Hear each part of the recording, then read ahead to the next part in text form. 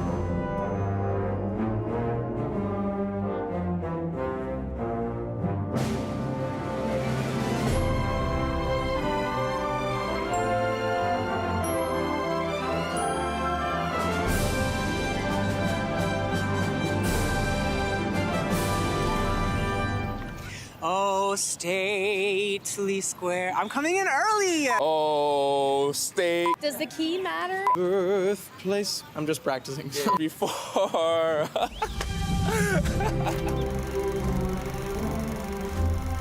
So you might be wondering, what is an alma mater? An alma mater is a song that a college or university sings to galvanize students and alumni. And believe it or not, NYU has an alma mater. It's called the Palisades. NYU's alma mater was written in 1900 by NYU student Duncan M. Gens, and Duncan was from Brooklyn. The music was arranged by Cleveland Vernon Childs, who was also part of the class of 1900 and is a New Jersey man just like me. The original lyrics of our alma mater describe NYU's second campus, the University Heights campus, which opened in the Bronx in 1894, 63 years after the establishment of the university. It's called the Palisades because the Heights campus overlooks the Palisades cliffs that run along the New Jersey side of the Hudson River. The NYU alma mater was performed for decades at concerts and commencements. It was so popular in 1944 during a freshman orientation, the chair of the music department challenged students to write their own lyrics about Washington Square. Dorothy Pierce, an NYU student from New Jersey, rose to the challenge and wrote new lyrics, making it clear that Washington Square is the birthplace of NYU. NYU's alma mater was reimagined in 2022.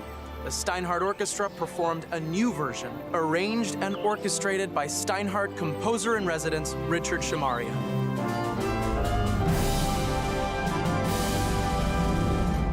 Oh, stately square that lies before us, these stony portals straight and strong, the birthplace of our alma mater, will ever praise in splendid song. The archway ever stands triumphant, protecting all we seek to do. Will be forever our inspiration, honored NYU.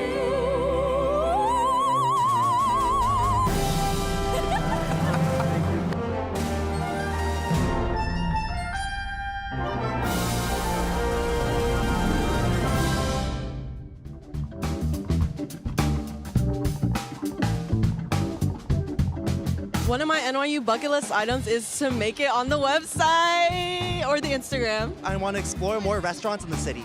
My bucket list item is to attend a research conference and show my research. I gotta take as many pictures as I can. Definitely visit a rooftop restaurant. I want to go watch a hockey game. I want to perform with my band in New York City. I want to put an all-nighter at Bob's. But I need to taste like each and every restaurant, famous restaurants in the city. I would say ride a city bike because I've been really scared because of the traffic, but I'll try. I want to win my third intramural championship. To visit as much museums as I can and then actually see a Knicks game. Go Knicks! I want to host my biggest event as an RA on campus. Hang out with all my friends, either from events or at my dorm. I want to go to Yankee Stadium and watch a baseball game.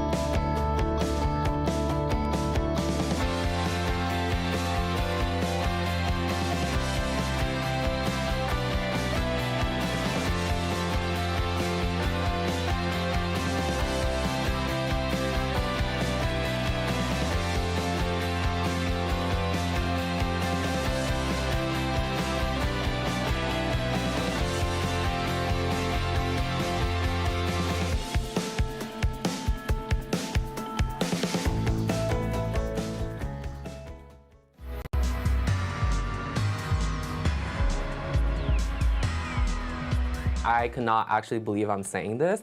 I will be a graduating senior. I'm really excited to attend graduation. Also quite nervous, if I'm being honest with you. As you can see, I'm sweating here a little bit, you know. I have been swimming for 18 years, and I always knew I probably wanted to swim in college. I now am a 15-time national champion. When I was a freshman, I was the media marketer for the Society of Women Engineers, and then last year I was elected as president. Actually, I brought something with me if I can show you guys.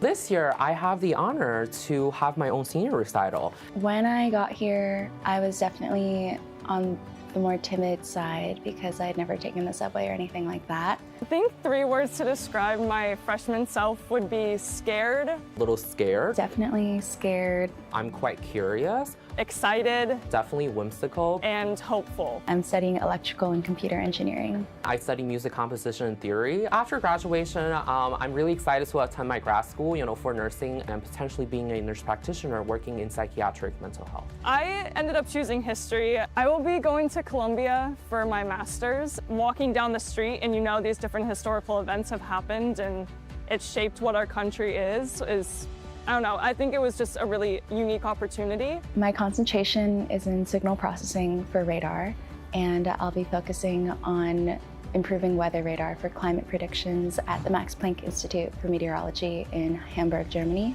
I remember calling a dentist for my mom, for a Chinese dentist, you know, and she later asked me, she was like, are you interested to work for me? Because your Chinese and English speak so fluently, you know.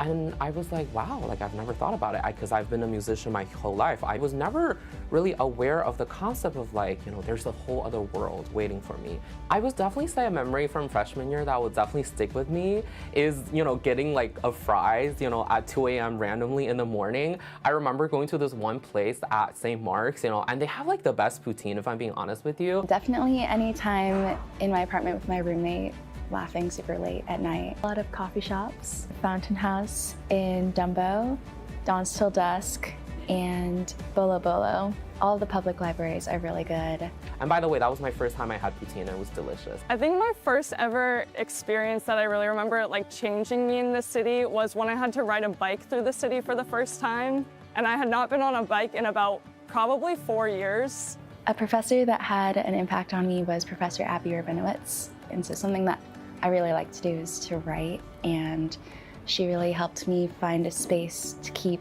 going with that. So we started a book club together here at the engineering school. The person who made one of the biggest impacts on me is my coach. Just by recruiting me to this team, I don't think I would have ended up in New York if he didn't give me the opportunity to be on this team. Trevor really instilled discipline into me and accountability for a lot of things. Dr. De La Joyo, I had such an honor to work with him for the past 4 years while attending his private lessons.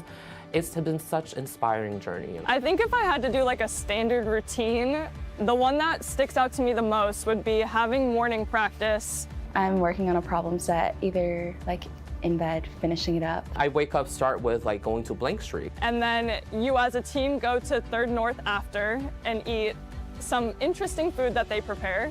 I'll have a course here in Jacobs that I go to lecture for. And then the rest of the night, I'm here.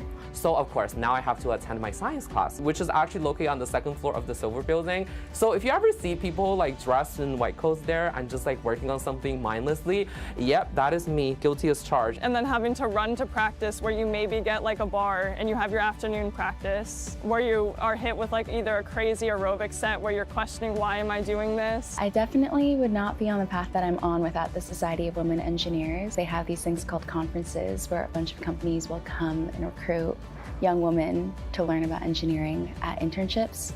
And so that was how I got my first internship. As we know, music and psychology has lots of connections. I plan to incorporate music therapy into my practice in the future. The memory that sticks out to me the most was winning the conference title. We broke a 26-year streak that a team had, and being the team that actually did that was just like, it was so cool to be a part of. If I were to meet my younger self, I would probably tell her to try and say yes to as many things as possible. It's okay not knowing what you want to do in the future because you will always figure it out. Sometimes a door might be closed, but a window might open. I know some days are definitely going to be hard, and knowing I could show up for practice every morning will make, I think, my future a lot easier. She'll figure it out.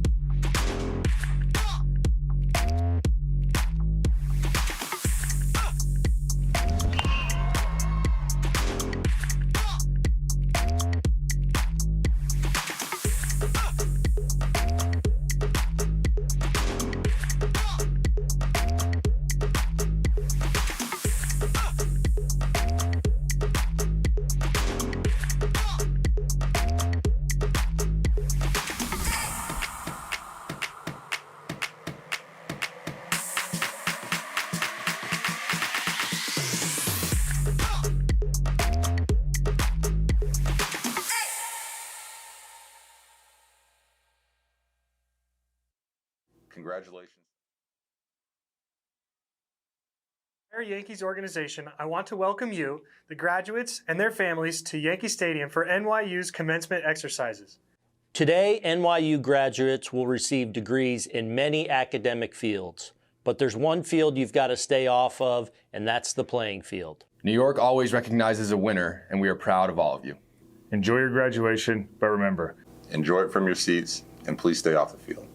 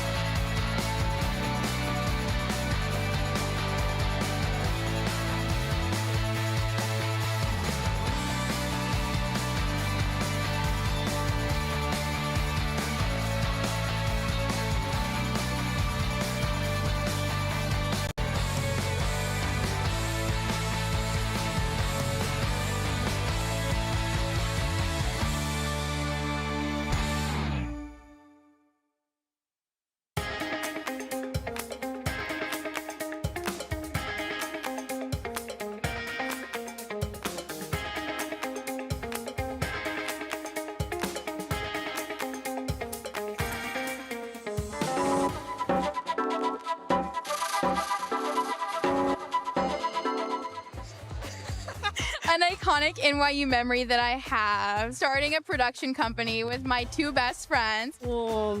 I'll say when Cupcake performed at Strawberry Festival, that was iconic. Like, I loved that so much. Working at ULC with my friends, being on the ULC social media, long live ULC, not gonna lie. Hang out with my friends in the library till like middle of the night. That was awesome. Fun memories with him. I met Stephanie Sue at a Queer Voices panel. Being a part of Synchronic, which is a dance team here. We were in the middle of the night biking, heading back to the dorm, and I was like, this is the beauty of NYU Florence. Our friend group would always go to the 7th floor of SBS. We're all SBS majors, like our second home base. It was actually just this week. We did Around the Longest Table. It's the first year NYU's ever done this. Over 200 people from every school at NYU had dinner together on Washington Muse. That's something I'm never gonna forget. I just got awarded for Outstanding Student Leader for the Center for Student Life, so I guess that's my proudest accomplishment. Coming from like my small town, I wasn't valued for being able to be a voice at the table, but at NYU, I think they've given me a lot of opportunity to just like say what I want, speak what I want, and not be judged for it. I like my internship. I'm proud of that. I wrote a full TV pilot. That's my capstone. Internships. I tried a lot of different internships in a lot of different areas, and it helped me figure out what I want to do going forward. I'm pretty proud of my capstone. It was pretty exciting. A big team helped make it happen. The business idea, by the way. My thesis that I just turned in. Thank you. It flowed really naturally for me, and I'm really proud of like the work that I've done. I am actually president of NYU's Comm Club. The biggest honor to lead everyone and just be part of the team. Definitely the friends I've made, the internships, and the connections I've made. Kosha ran a TV bootcamp project at NYU, and we got $5,000 from the school to make it, and we released it online, so I think that would be both of our proudest accomplishments. Yeah, for sure. Building a community around here, like I have friends around here, everyone around here that's walking around. I like to see where everybody else is going after this. These are my NYU besties. We've been best friends ever since fall 2023. How did I meet my best friend? Me and him, we had the same goals. We studied together, we grinded together, we went to different rooms together to like lock in, meet different people, and network. Just joining like a lot of clubs, I've definitely met like my best friend at one of like the club events. I'm here with my closest friends right now. We didn't immediately become friends, but we just kept seeing each other, and now we've gone on like countless trips together. We've traveled across Europe together, doing NYU study abroad. Oh, I have so many NYU besties. I met through Welcome. It was a great experience, and I love them so much. Shout out to y'all. My NYU bestie, I'm looking at her right over there. Vera! When I first met her, I was really intimidated by her. We decided to do like the icebreaker that was in Paulson, and we went and we befriended two other girls that are to this day still our best friends. My random roommate freshman year, she's like a drama major and I'm a STEM major, but for some reason we like mixed really well, so she's my bestie. I met my best friend the first day of orientation in Kimmel. We locked eyes, and we had been best friends ever since, actually. I met some of my best friends through my freshman year at Reuben. Shout out Reuben. I met some of my best friends through Comm Club. I met some people through Marketing Society, met some people through Prague. NYU is just like, it has so many different opportunities to meet people who are like you and not like you. Palladium Dorm. Also Palladium Dorm. The residence life here is really rich for meeting people. The people who have stuck with me freshman year, I'm still friends with. I love to hang out on the 7th floor of Kimmel all the time. So like, I'll miss that a lot. That's my study space. That's my space where I watch TV. That's my third space, literally. My buddy Will has a rooftop with his apartment, and we go up there at night, and that's a lot of fun. I really like being at Washington Square Park and just having picnics between classes. Having lunch there with my friends is probably like my favorite part of my day. Bobst Library, bottom floor, by myself, those like little private rooms. That's my space. Madison Square Park. We're always around one of the parks, like the parks. I love the West Side Highway. Honestly, any pier. I run pretty often, and I really love the West Side Highway, even though it gets so crowded. But really nothing can beat Central Park and the running trails on Central Park, especially when you get up north and they're all empty and not crowded. Gotta say Washington Square Park. My favorite spot is probably 25 West. Best building, I see all my people there every day, and I get some cool snacks. The first week of NYU, I remember, I could not figure out which way the Kimmel doors were going, and I was holding a bunch of food, and I spilled everything on me, and he watched me die in the middle of the revolving door. I was like platinum bleach blonde. Never doing that again. Wore a full suit to my first presentation. Way too formal. It was me in a suit and the rest of my group in sweatpants and t-shirts, yeah. It's a mindset. We were never cringy in our time. We were never cringy. And if you thought we were, you're a hater. Yeah. I don't know. You're a hater. Answer's never. Exactly. Never. No regrets. No regrets. No regrets. Yeah, for real.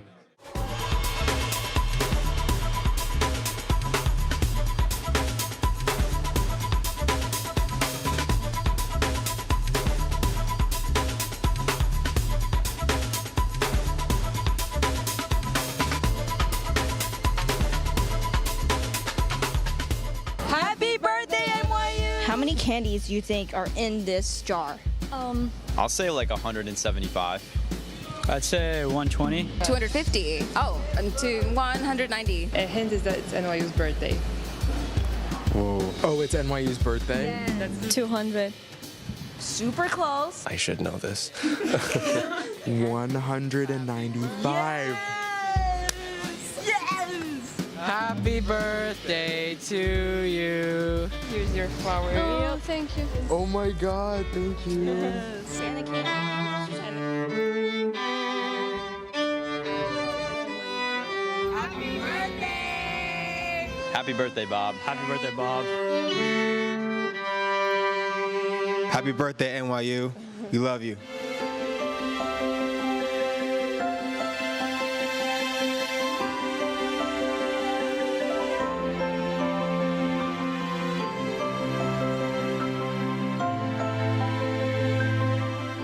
Congratulations to all of NYU's graduates. On behalf of the entire Yankees organization, I want to welcome you, the graduates, and their families to Yankee Stadium for NYU's commencement exercises. Today, NYU graduates will receive degrees in many academic fields, but there's one field you've got to stay off of, and that's the playing field. New York always recognizes a winner, and we are proud of all of you. Enjoy your graduation, but remember, enjoy it from your seats, and please stay off the field.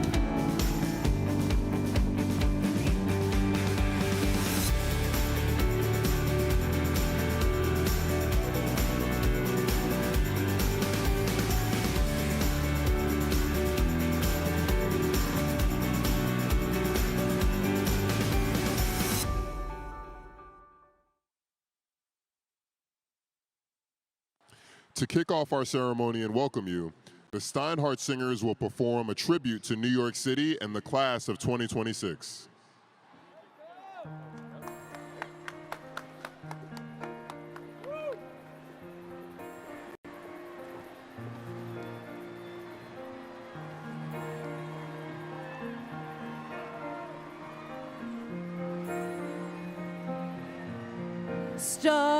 Start spreading the news. I'm leaving today. I wanna be a part of it. New York, New York. These vagabond shoes are longing to stray And step around the heart of it. New York, New York. I want to wake up in the city that doesn't sleep. To find I'm king of the hill. Top of the heap. My little town blues are melting away. I'll make a brand new start of it in old New York. If I can make it there, I'll make it anywhere. It's up to you. New York, New York.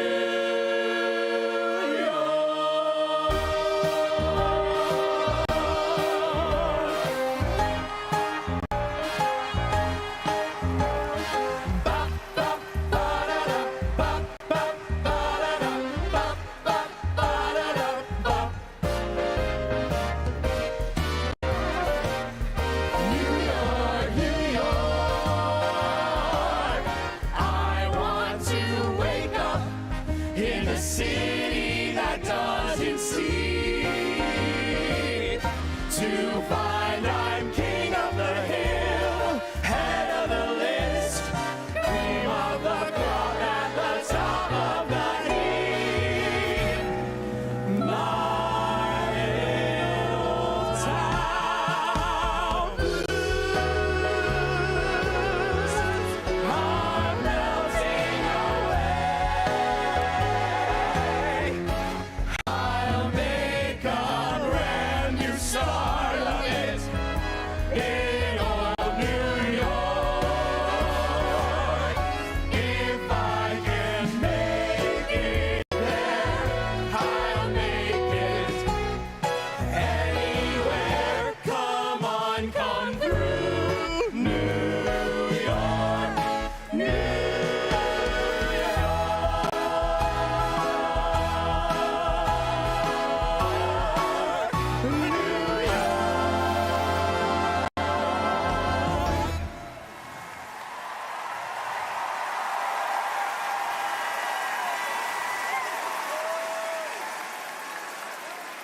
Friends and family, today marks a special day for our graduates, and it is our earnest desire, as well as a matter of policy, that we are able to engage in this most sacred exercise without interference or disruption, so that we may properly honor the significant accomplishments of the class of 2026.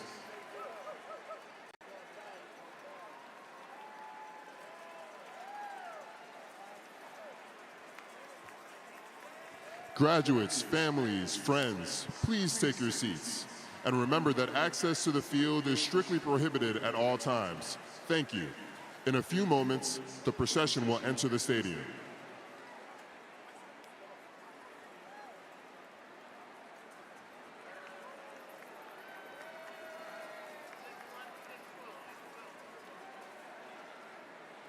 Before the ceremony begins, as we gather here in New York City, we would like to acknowledge that NYU is located on the ancestral land of the Lenape people. We ask you to join us in acknowledging those who have come before us.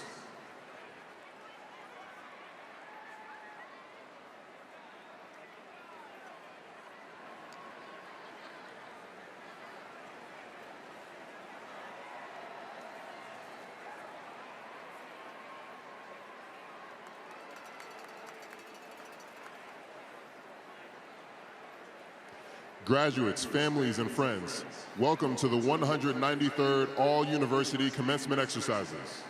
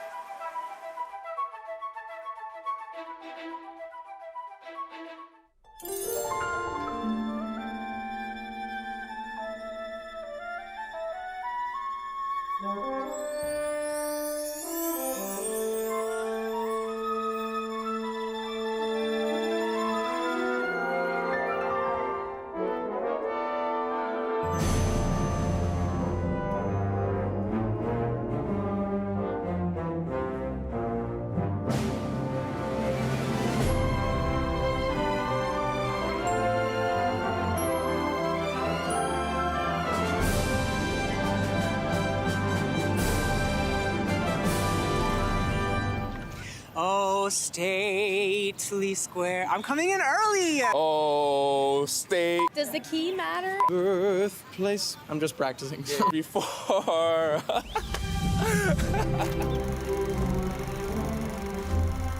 So you might be wondering, what is an alma mater? An alma mater is a song that a college or university sings to galvanize students and alumni.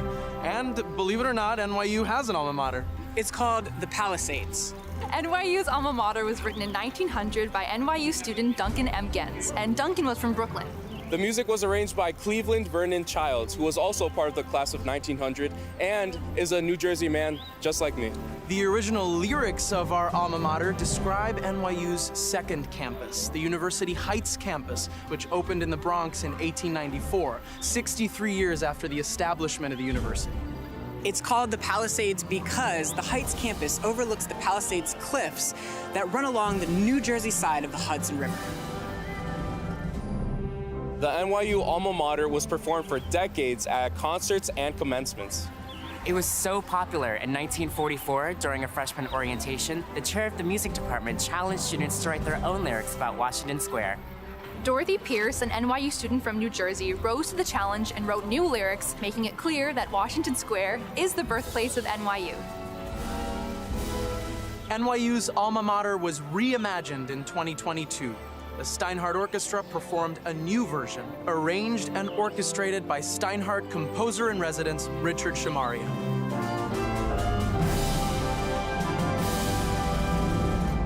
Oh, stately square that lies before us, these stony portals straight and strong, the birthplace of our alma mater, will ever praise in splendid song.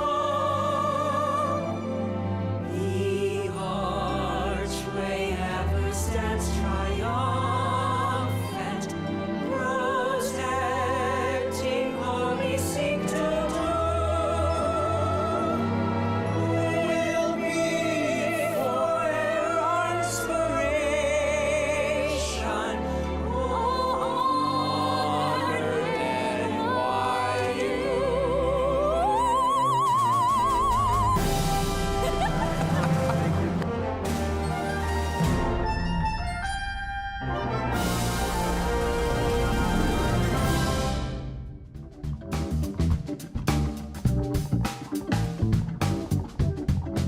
One of my NYU bucket list items is to make it on the website or the Instagram. I want to explore more restaurants in the city.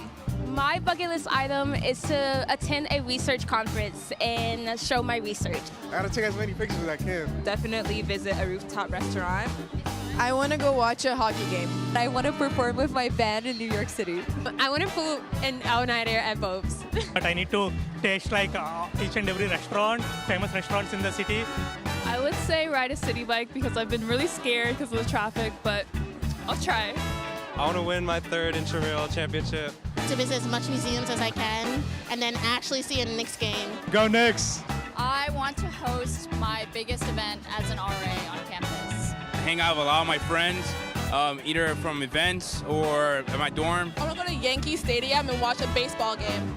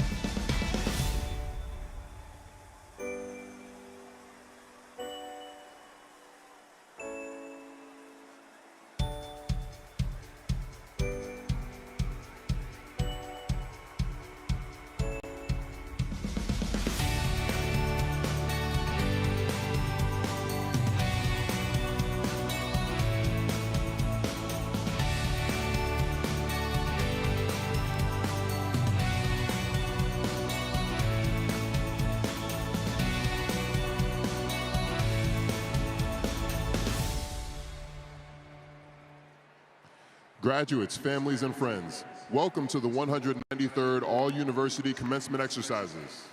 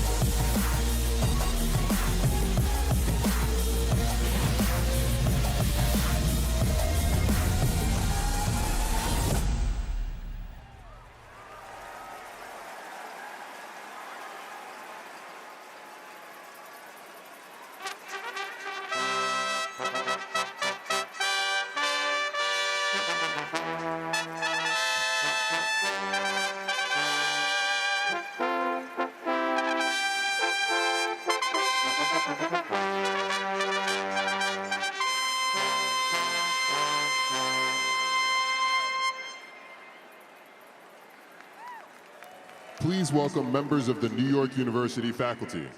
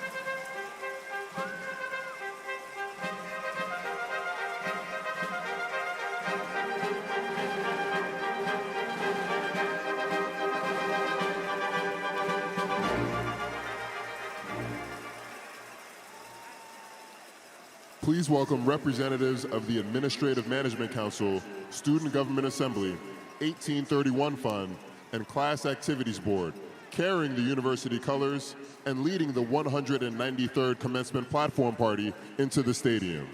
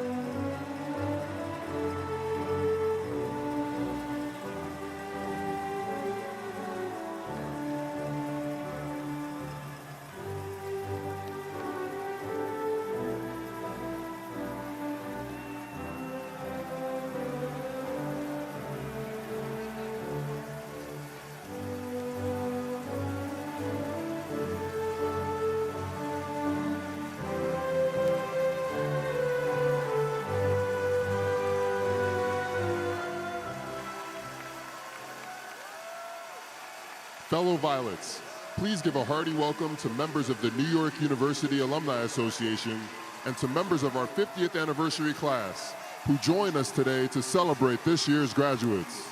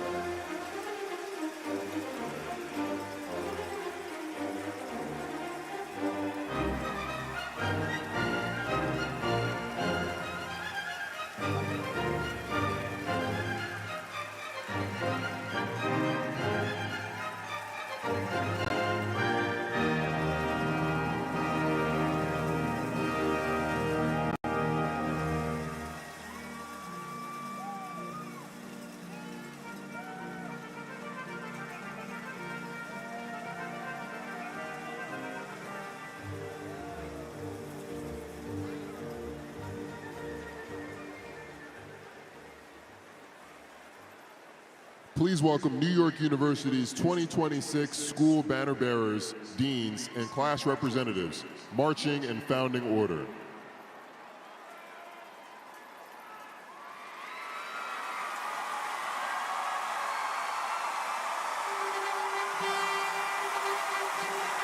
College of Arts and Science.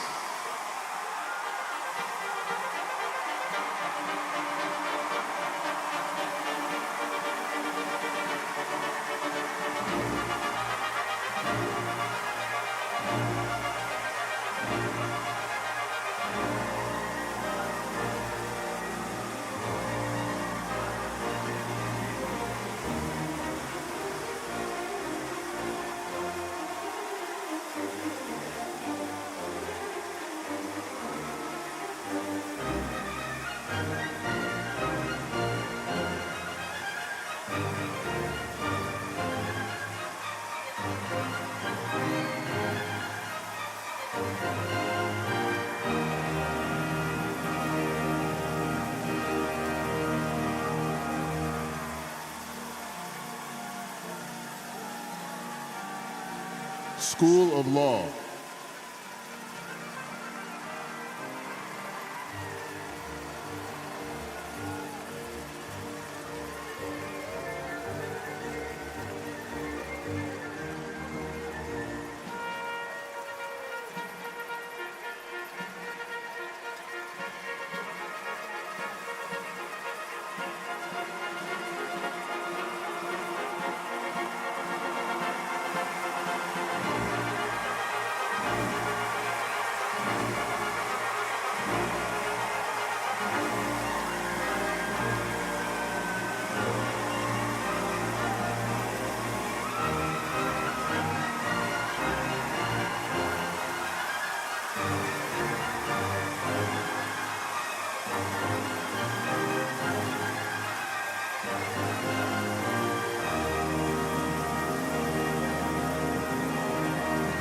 Grossman School of Medicine.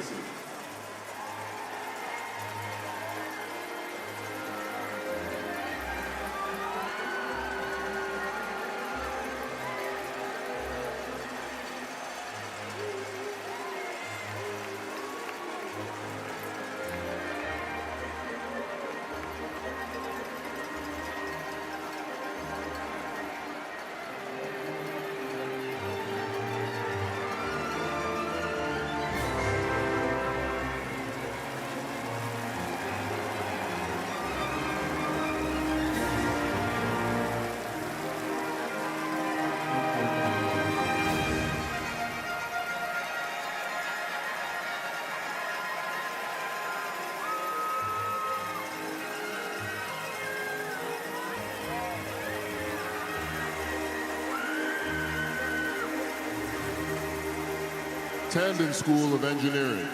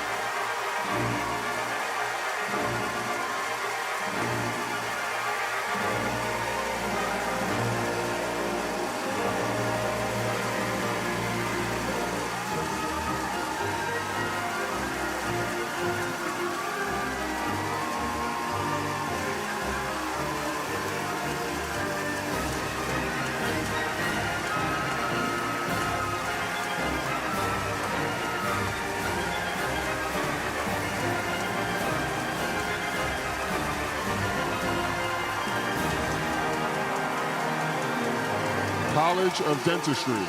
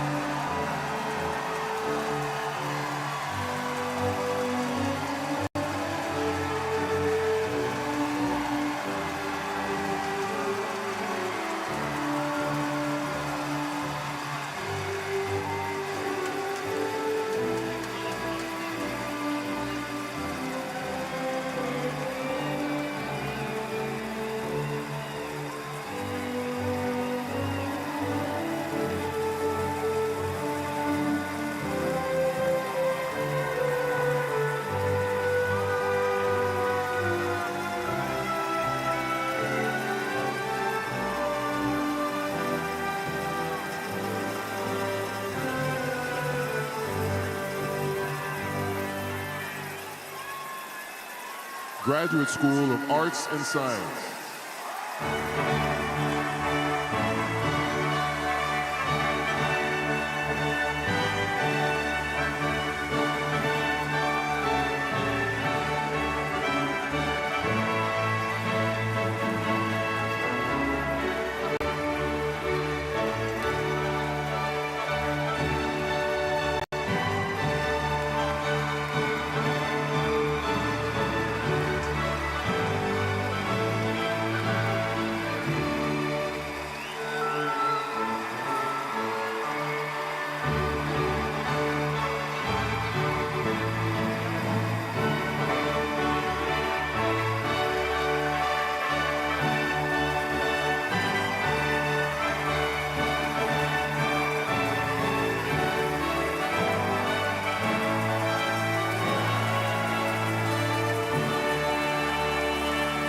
Steinhardt School of Culture, Education, and Human Development.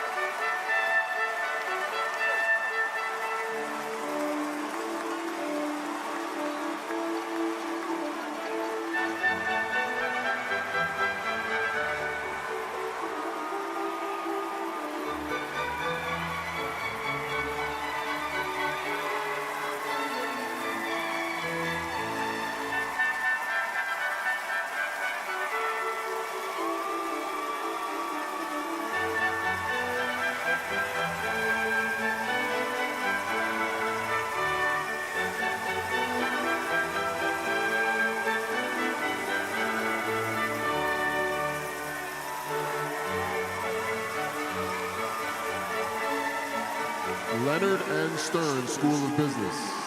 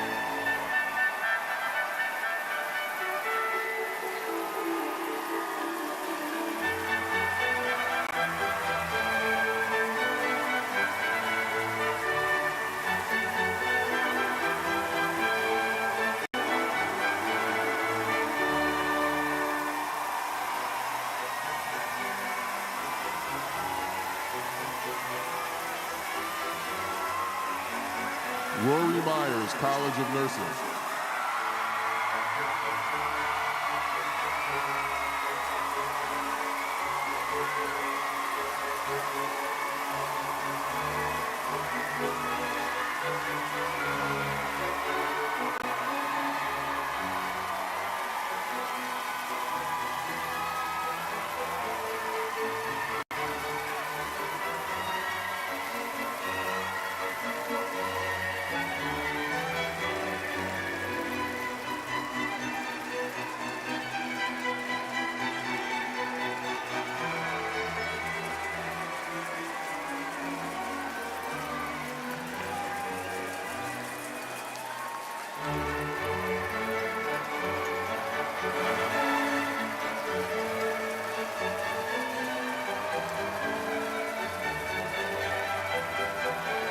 School of Professional Studies.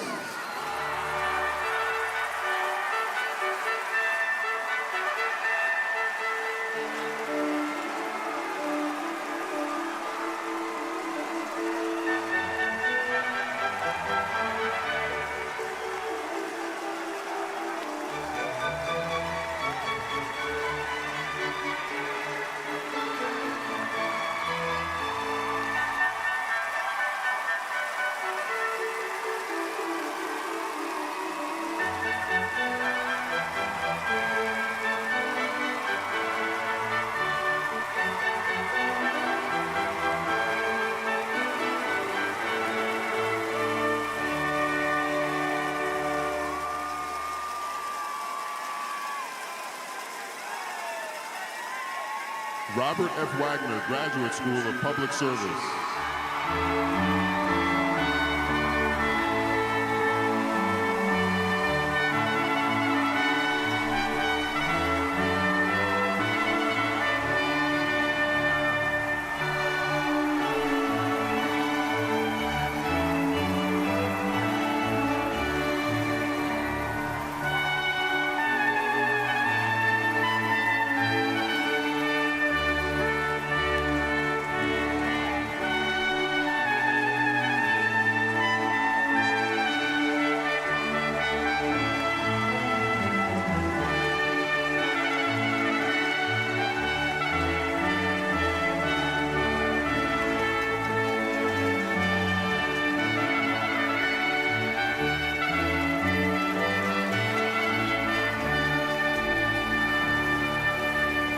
Silver School of Social Work.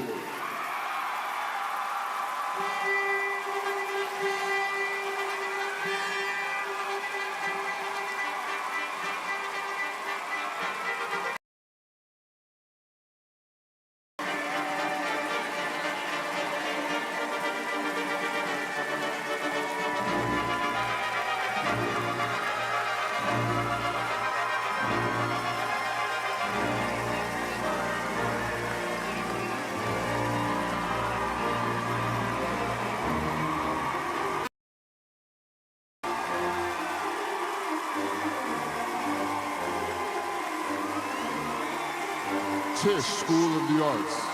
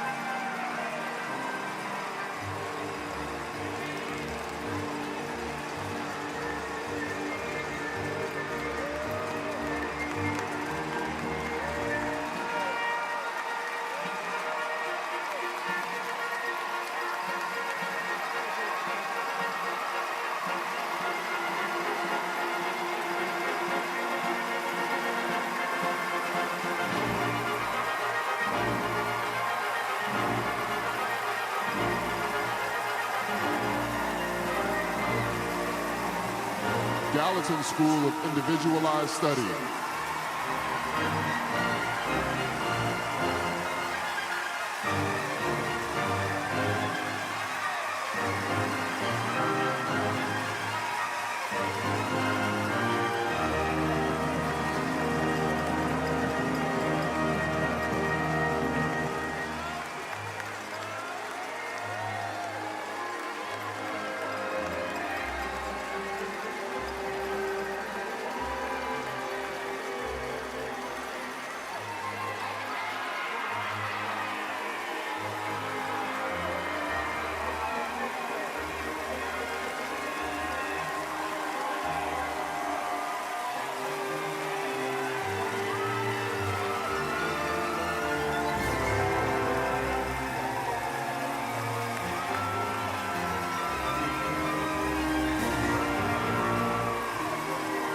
Liberal Studies.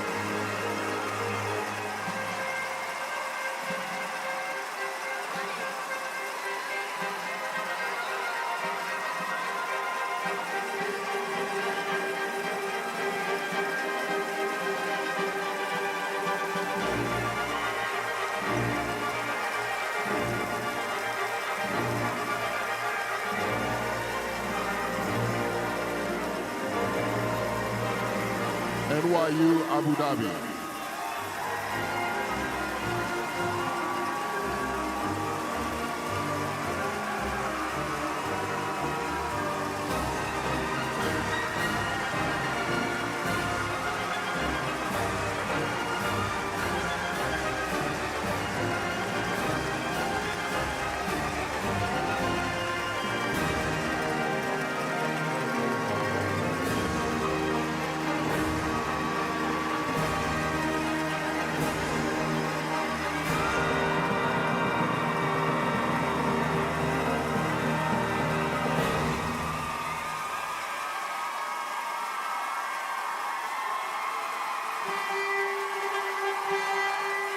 NYU Shanghai.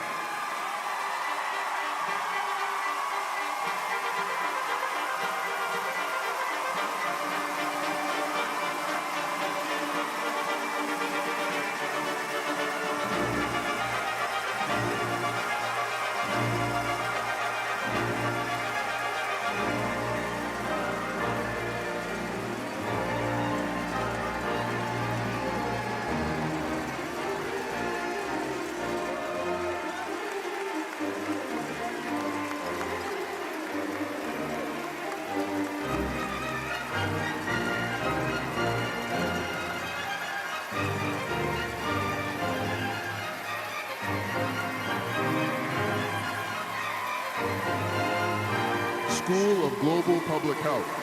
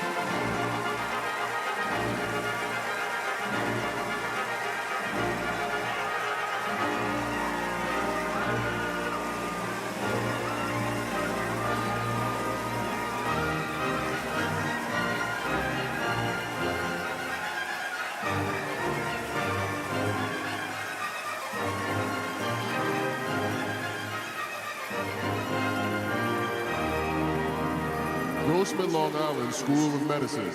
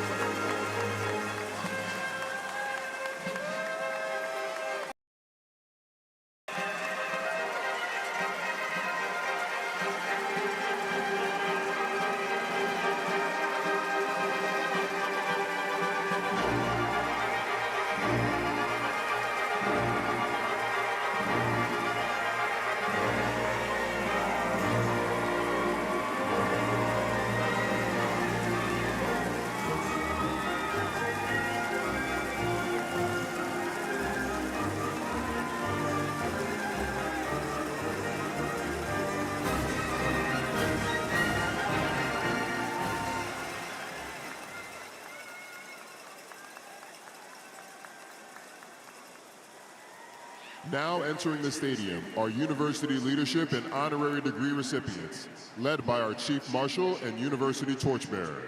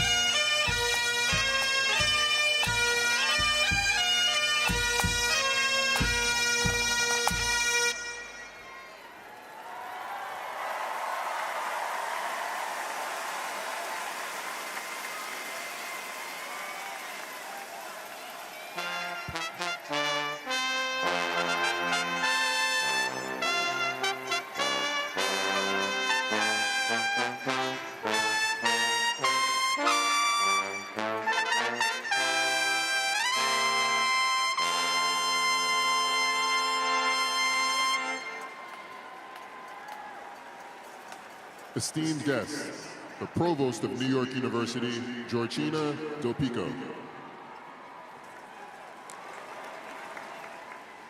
Here now, in the presence of candidates for academic recognition, members of the faculty and administration, alumni, trustees, honored guests, and friends, New York University's 193rd commencement is hereby convened.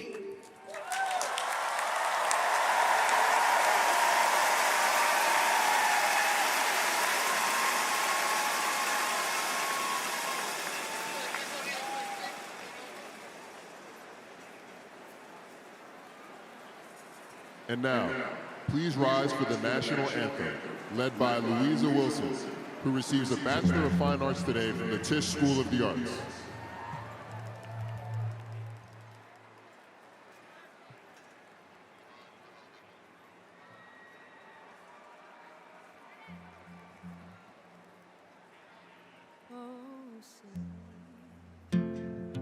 Can you see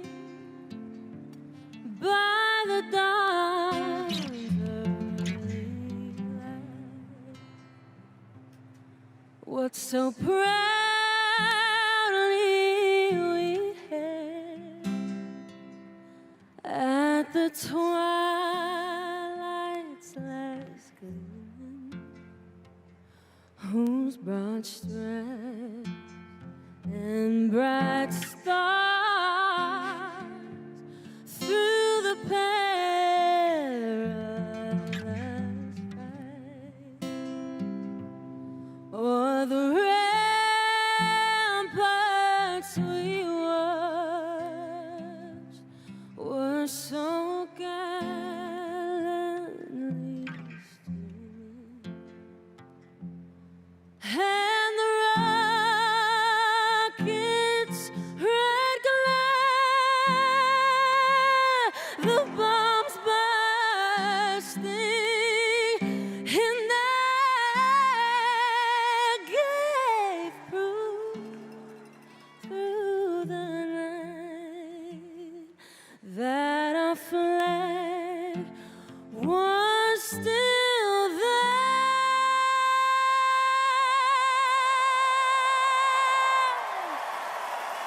Oh, say, does that star-spangled banner yet wave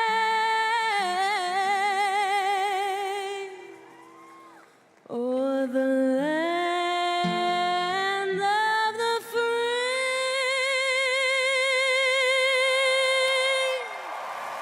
and the home of the brave,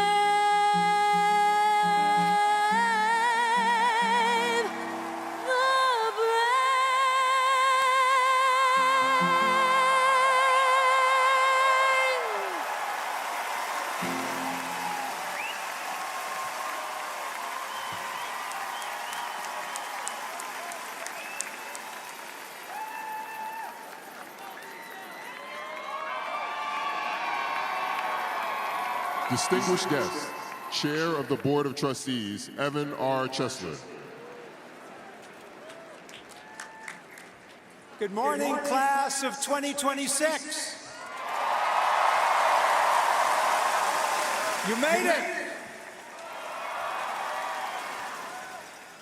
As the chair of NYU's board, and as a proud two-time alumnus, it is my privilege to welcome you to Yankee Stadium.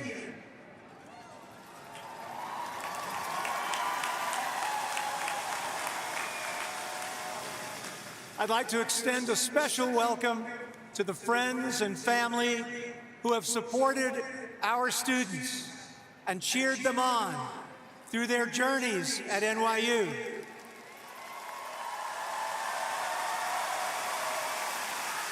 Thank you for your vital role in helping them reach this joyful and momentous day. Graduates, please give a round of applause for the special people who have supported you and helped you reach this wonderful day.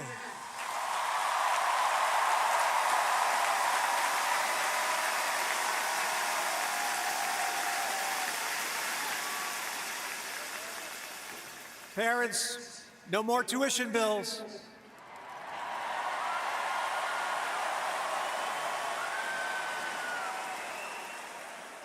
I also want to welcome the members of the class of 1976 who are returning for their 50th reunion.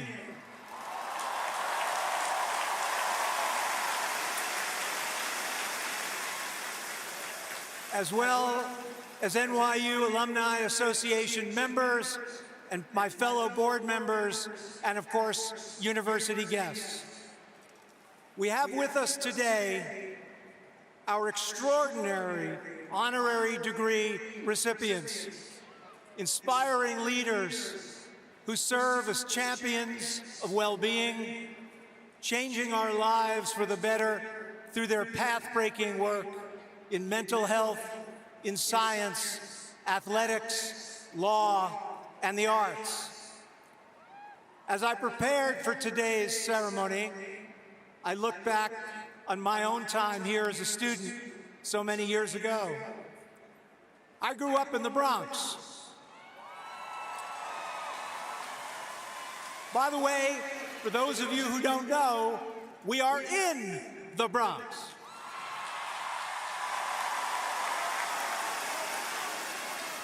A college education was out of reach for my family until NYU gave me a scholarship, and it changed my life.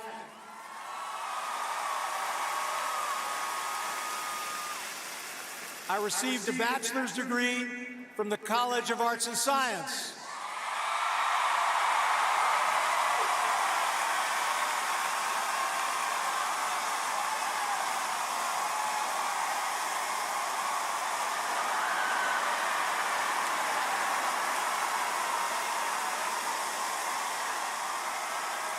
I wish I had more NYU degrees.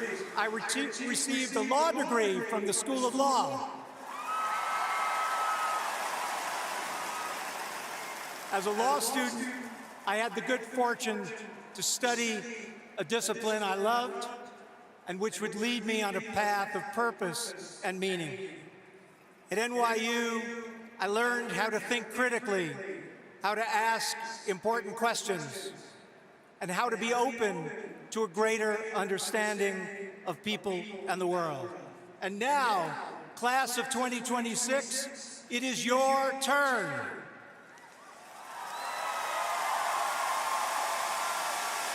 It's your turn to follow your dreams. It's your turn to make a difference.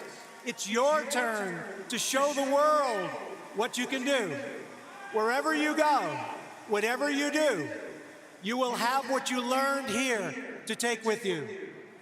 So as you enjoy today's well-deserved celebration, remember that you have completed a rigorous study at a great global research university.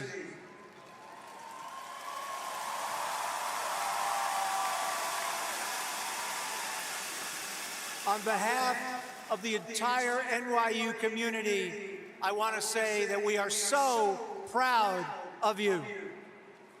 You join today the ranks of more than 700,000 alumni around the world. The future belongs to you. So make it yours. Congratulations, class of 2026.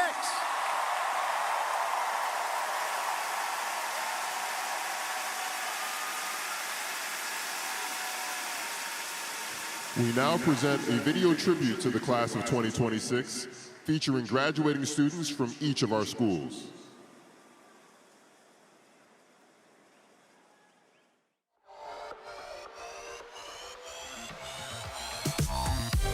My name is Luke, and I'm graduating from the School of Professional Studies. I'm graduating from the NYU Grossman Long Island School of Medicine.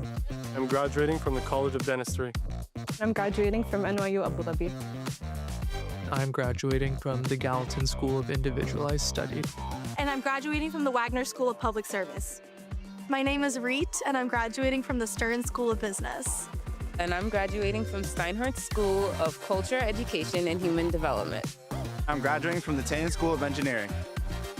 I'm graduating from the Grossman School of Medicine. My name is Lauren, and I'm graduating from Liberal Studies. I'm graduating from Rory Myers College of Nursing. I'm graduating from the School of Global Public Health. I'm graduating from the Graduate School of Arts and Science. I'm graduating from the School of Law. My name is Zhang Shuyu, and I'm graduating from NYU Shanghai. I'm graduating from Tisch School of the Arts. I'm graduating from the Silver School of Social Work. My name is Amina, and I am graduating from the College of Arts and Science. I don't think I realized we're graduating yet, so it's not hitting yet. Nervous? It is a bit bittersweet because it is closing a chapter. Proud. It's exciting. Yeah, I'm excited. It's bittersweet. It's interesting. Came in sort of as a shy freshman. I was a very shy student before I came into NYU. I look back at my freshman year self and I'm like, whoa, she was actually she was a little baby and she was so scared of the world. It was really intimidating to move to New York and start college. Adjusting to the culture, adjusting to the city itself. But then as I developed and progressed over time, I feel like just became the better version of myself each and every day. New York makes you more comfortable with trying different things and putting yourself out there because the whole city is a giant experiment of trial and error. Sometimes I like to say I became a person at NYU. I became an adult. I learned who I was. The best part of being an NYU student is obviously just being in the city. It's just unparalleled, and it's been such a blast. You get to go see a Broadway show. Try all the restaurants that I have seen on TikTok. So much is happening all at once. So many industries, so many people, so many networks. Shirtless drummers, xylophone artists. Watching a pigeon get on a subway for 2 stops and fly away. A weenie dog dressed as a hot dog. You know, it's like Inception. Only New York. There's just a culture at NYU unlike any other. It was possible for me to find people that shared identities, shared experiences, shared passions. It's one of the most diverse, talented, and public service-oriented community that I've ever been a part of. Each of us bring different experiences. The community here is incredibly tight-knit. It wasn't cutthroat. It was all about studying with each other until 2 a.m. It really gave me a place where I can feel like I can belong. Home is not a single place for me anymore. Studying at NYU really gives me a feeling that I have home in every corner of the world. We are just one big Violet family, and I'm so happy to be part of it. I think a lot of people say that college is a place that you learn to find yourself, and I think beyond just finding myself introspectively, I managed to find who I want to be in society. You're kind of met with every emotion, no matter if that comes from successes or failures. You truly walk away as a more resilient person. I've grown immensely. I've grown into someone that has learned to advocate for herself in every way that I can. I definitely grew in confidence. However, at the same time, I also came to understand the importance of humility. How do I not grow? Honestly, there's probably not a single way I didn't grow, except for my height. It is the most special thing in the world to have access to the NYU community and be able to rely and trust so many people. Professors are like your best friends. They are all so ready to listen to your ideas. So impressive. Every single one of them, I am kind of in awe of the work that they get to do. The most caring and hardworking professors that just want to see you become the best version of you. I studied abroad in Madrid in my junior year. Where I was able to go to Costa Rica and Thailand because of NYU.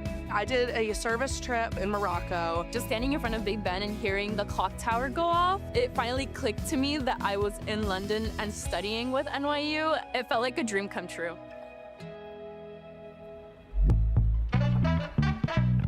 I'll definitely miss seeing familiar faces. I'm gonna miss living this close to my friends. I'll miss the dialogue and scholastic rigor impressed upon each of us. I will definitely miss a New York bagel. The best bagel spot, Tompkins Square Bagels, but the one on 2nd Avenue. For pizza, Linda Street. Unmatched. Pastries from Levan Bakery. The best Mexican food at Tacos Matamoros in Brooklyn. Favorite Filipino food is Collier. The best place to buy books is McNally Jackson. Freeman Alley in the Lower East Side is one of the coolest graffiti art I've ever seen. I think it's also my favorite hidden spot, so maybe don't include this in the video. If you know, you know. For my fellow graduates, I would like all of us to stay curious. Continue absorbing knowledge from those around us and from the places that we visit. Take photos with everybody. Don't be shy. Just get out there and be yourself. Dear class of 2026, it's never that deep.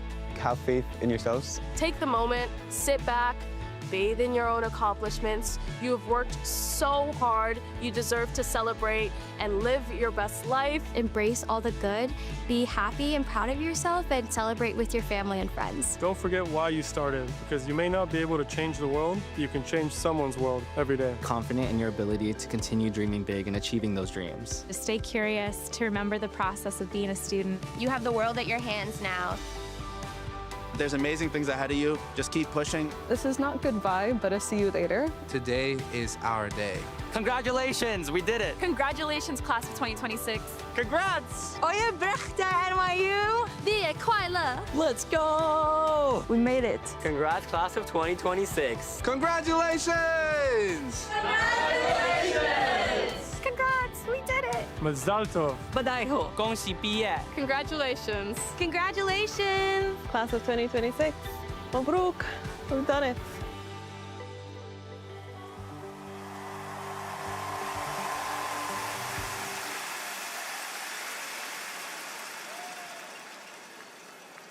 Please welcome Arman Gupta, who receives a Bachelor of Science today from the Steinhardt School of Culture, Education, and Human Development, and who will now address his fellow graduates.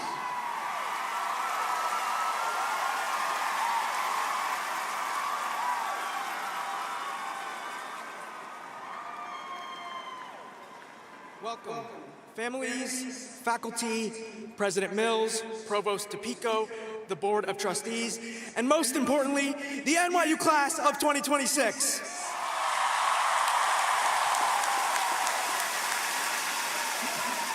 I know we all hate sharing fun facts, but fun fact about me, I was on the cooking show Chop Jr. when I was 12 years old. In case you're not familiar with it, you have to cook with a mystery basket of random ingredients. My basket contained pulled pork, coconut seltzer, pineapple, and purple cabbage. And no, I did not win. But that show taught me the ultimate lesson of growing up. You never get to pick your ingredients. My first mystery basket in life was being born 3 months early. As a result, I had a traumatic brain injury, which was an ingredient that I did not choose, but it forced me to adapt, and I spent years feeling like I was starting a few steps behind everyone else. Everyone celebrating in purple today brought their own mystery basket to NYU. We were also given some ingredients that we all shared in our mystery baskets. We started our first year in masks. We weathered unpredictability at home and abroad, and now we're navigating a world dominated by AI.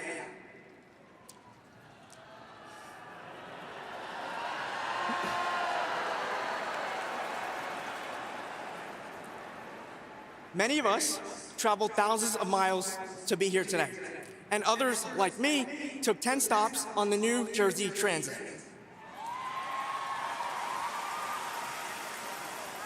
Regardless of the distance, we all came here to build a life in a city that does not always make it easy. NYU has taught us that while we can't control the chaos of our world, we can control how we respond to it. We learned to stop worrying about being behind the 8 ball, and we started focusing on our own unique perspectives that only we possess. We came here to be economists, physicians, artists, and now we all find ourselves in a tough job market, so if anyone is hiring, please connect with me on LinkedIn after the ceremony today.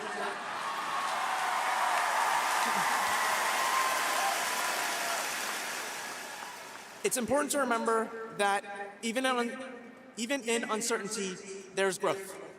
When I studied abroad in Madrid, my wallet, which was a gift from my parents, was stolen.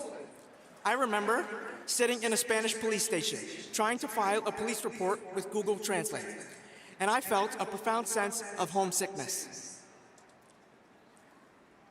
That moment gave me an immense respect for our international students.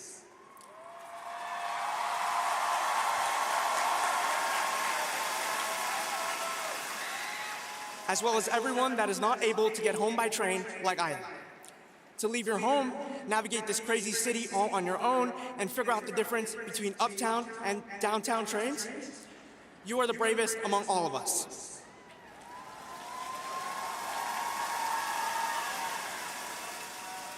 None of us made it here today alone. I encourage you to take a moment to think of your families and support systems whose sacrifices gave us our foundation.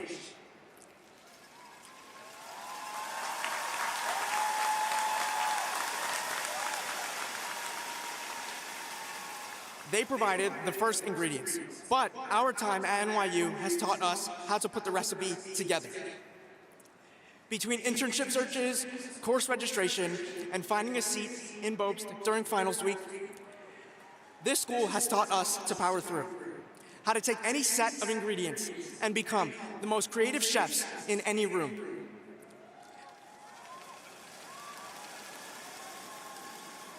Class of 2026. Whatever is waiting for you in your next mystery basket, I know you are ready to make something incredible.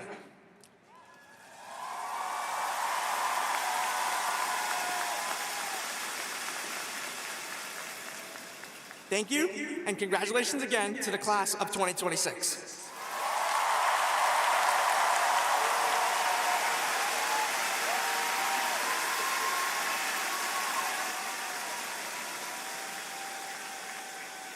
Those who are about to receive honorary degrees will now be presented. General Counsel and Secretary Matthew Varghese will call upon distinguished members of the university faculty to present the honorary degree candidates. Provost Georgina Dopico will assist with the investitures. President Mills, I would like to introduce Jack H. Knott, Gail and Ira Drucker, Dean and Professor of Social Science, Steinhardt School of Culture, Education, and Human Development, who will present the candidate for Doctor of Fine Arts. Will Trustee Phyllis Putter Barish please escort the candidate to the lectern?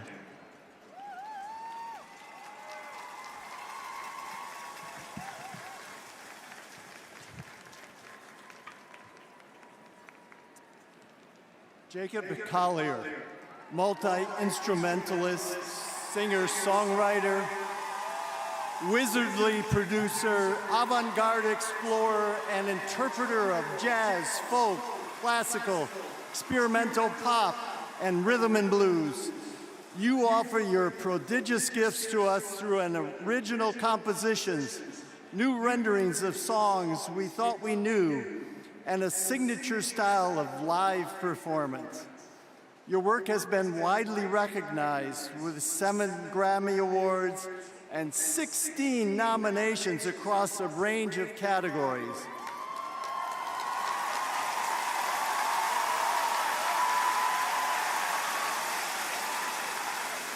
Making you the first British artist to win a Grammy for each of your 5 first albums.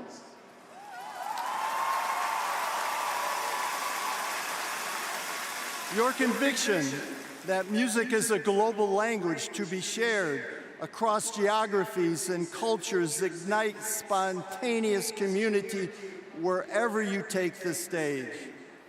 During your tenure as artist in residence at the Sony Audio Institute at NYU Steinhardt, you enlightened our students as a master teacher and mentor.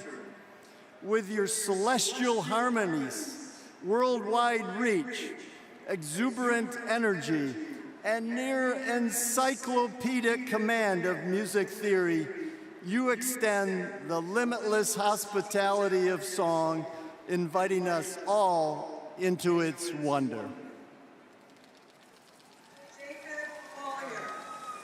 Boundless creator and storyteller, you bring joy, inventiveness, and new lines of inquiry to the art and science of music making. By virtue of the authority vested in me, I am pleased to confer upon you the degree of Doctor of Fine Arts, honoris causa.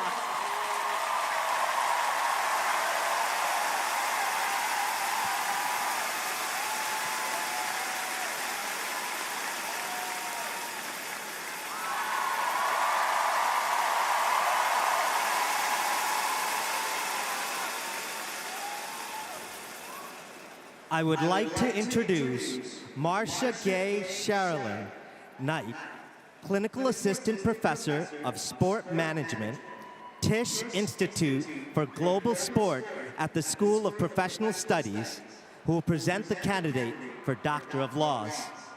Will Chair of the Board of Trustees, Evan R. Chesler, please escort the candidate to the lectern?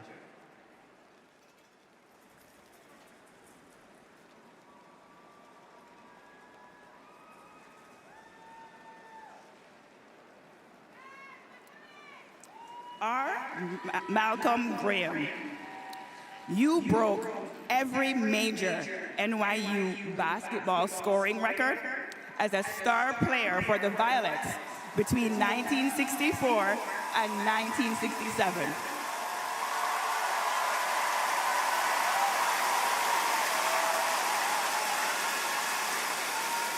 And remain the university's all-time Division I leader in career points, netting 1,716 over 3 years.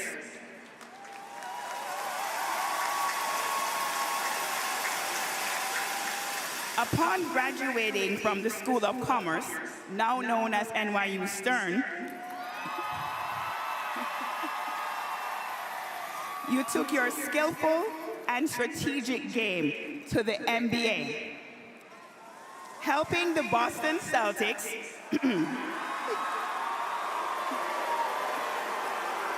I figured.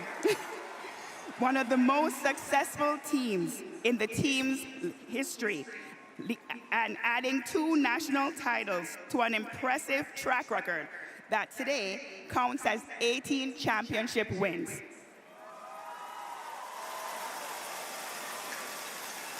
After assuring your legacy as a decorated player in the collegiate and professional arenas, you brought your drive and discipline to a different court. Appointed in 1982 to the Massachusetts District Court, and in 1986 to the Massachusetts Appeals Court, the second highest in the state. You were revered as a jurist for the wisdom you brought to each dispute, the attention you gave to judicial wellness, and the care you showed for colleagues on the bench. Malcolm Graham, record-breaking baller, NYU Athletics Hall of Famer, esteemed advocate and judge. You model for our student athletes how the determination they brought to the game will help them flourish in any arena long after graduation. By virtue of the authority vested in me, I am pleased to confer upon you the degree of Doctor of Laws, honoris causa.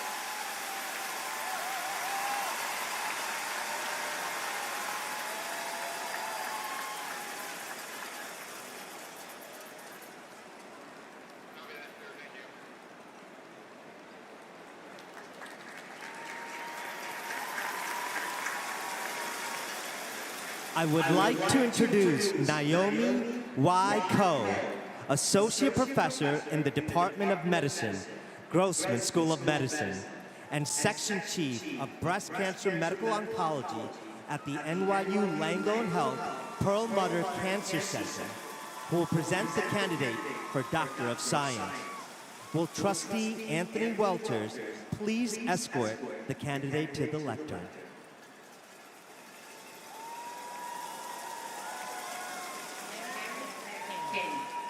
American Cancer Society Professor of Genome Studies and Medical Genetics at the University of Washington. Your pioneering discoveries have earned you worldwide renown.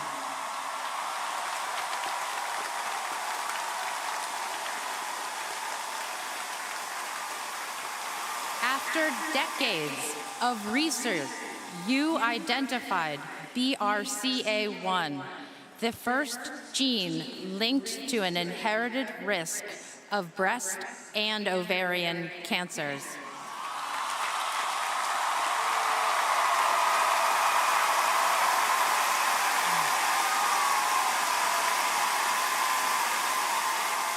Transforming prevention, diagnosis, and care for millions.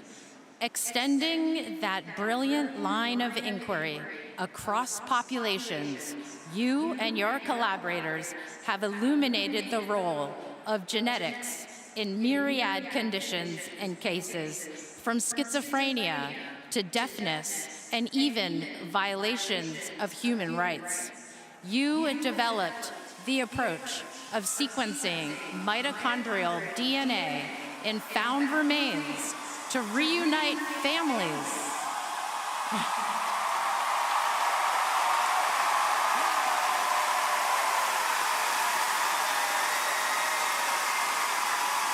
Reunite families with their lost or quote-unquote disappeared loved ones, applying this method first in Argentina and subsequently to injustices on almost every continent.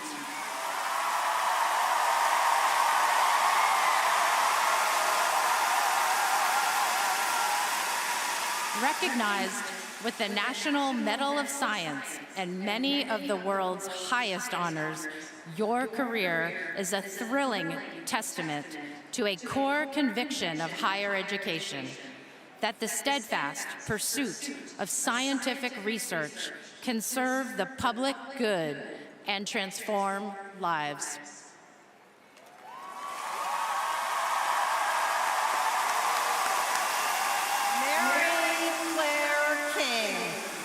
Your decades of trailblazing visionary research have turned genetic insight into hope. By virtue of the authority vested in me, I am pleased to confer upon you the degree of Doctor of Science honoris causa.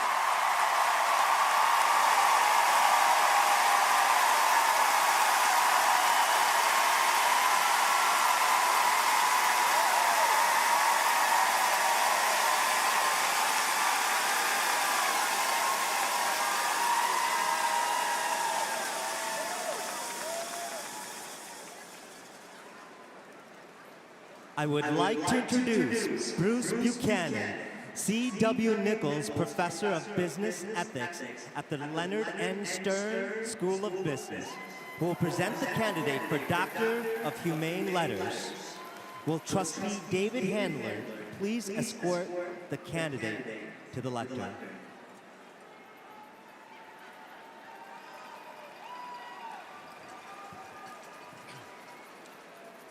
Jonathan Haidt, renowned social psychologist at NYU's Stern School of Business.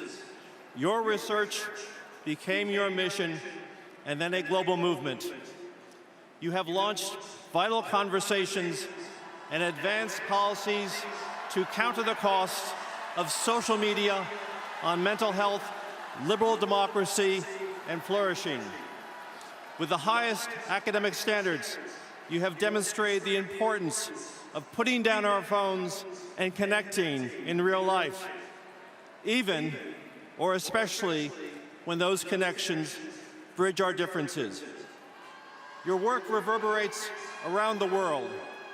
From NYU's global network to the halls of the United States Congress, the Australian Parliament, and school districts in all 50 states, your research has influenced how parents, educators, and governments act to protect the young and the vulnerable. As founder of multiple organizations, author of best-selling books, and tireless advocate for human dignity, you have profoundly influenced our culture, refining how we see one another and enhancing our well-being of people of all ages. One of the most consequential scholars working today. Your research, institution building, and advocacy inspire us to lead lives of meaning, reciprocity, and joy.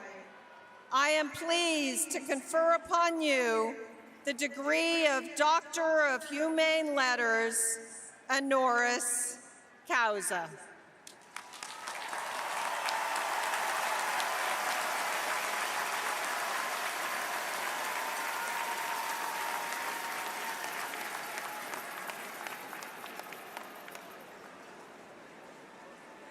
Please welcome Jonathan Haidt.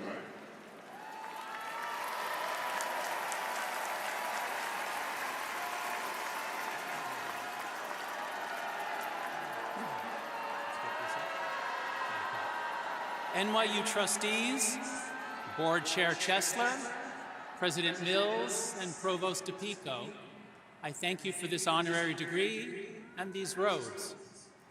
NYU has been my favorite university since 2011, and purple has been my favorite color since I was 7 years old. NYU class of 2026, sorry. What an honor it is to join with my fellow faculty members and your families to celebrate you. NYU began holding commencement ceremonies here in Yankee Stadium in 2009. Since then, graduates have heard from prime ministers, presidents, Supreme Court justices, movie stars, and of course, Taylor Swift. So, I know what you're all thinking. Thank God they finally found a social psychologist. Perhaps that's why, over the past few weeks, as I've thought about what I might say to you, I felt grateful, I felt excited, but most of all, I felt a strong sense of responsibility because I am part of NYU. I love this university, and I love the students that I've had the honor of teaching. That's why I feel a strong responsibility to do my small part to make this the great and memorable day that all of you and your families deserve. Graduates, I see how hard you have worked, and I love how you also throw yourselves into the life of New York City, because all of us made the same deal when we chose NYU. We traded in the campus quad for Washington Square and the football stadium for the city that never sleeps. Here's something else I know. Most families have stories of struggle and perseverance, many of which began on distant continents. But all of our family stories converge here today in Yankee Stadium with a loved one graduating from New York University, the world's greatest global university.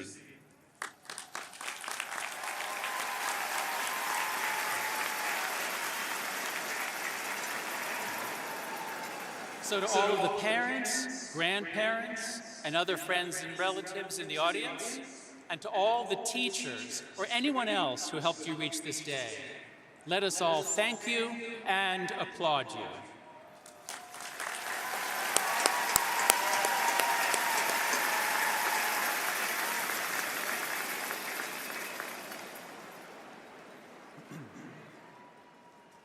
So as I sat down to write this address, I thought back to my own commencement in May of 1985. I remember the mix of emotions I felt as I sat with my fellow graduates in our caps and gowns. On one hand, pride, excitement, gratitude, and love for my friends. On the other, the sadness of knowing that an amazing chapter of my life was ending and the fear of not knowing what would come next. Our commencement speaker that day was a former Massachusetts congressman who said that in 20 years, we would not remember anything from his speech. But he was wrong, because I distinctly remember that he said we would not remember anything from his speech. Now, his words ring as a reminder to approach my role here with humility. So while I am going to share some ideas, some things I've learned in my teaching and my research, if there's just one thing from my address that you remember tomorrow, next week, and 20 years from now, make it this: treasure your attention. In 2014, when she was nearly 80 years old, the poet Mary Oliver wrote a short poem titled Instructions for Living a Life. It goes like this: pay attention, be astonished, tell about it. It sounds simple, but paying attention is in fact one of the most challenging and meaningful things you can do. Because what you pay attention to shapes what you care about, and what you care about shapes what you become.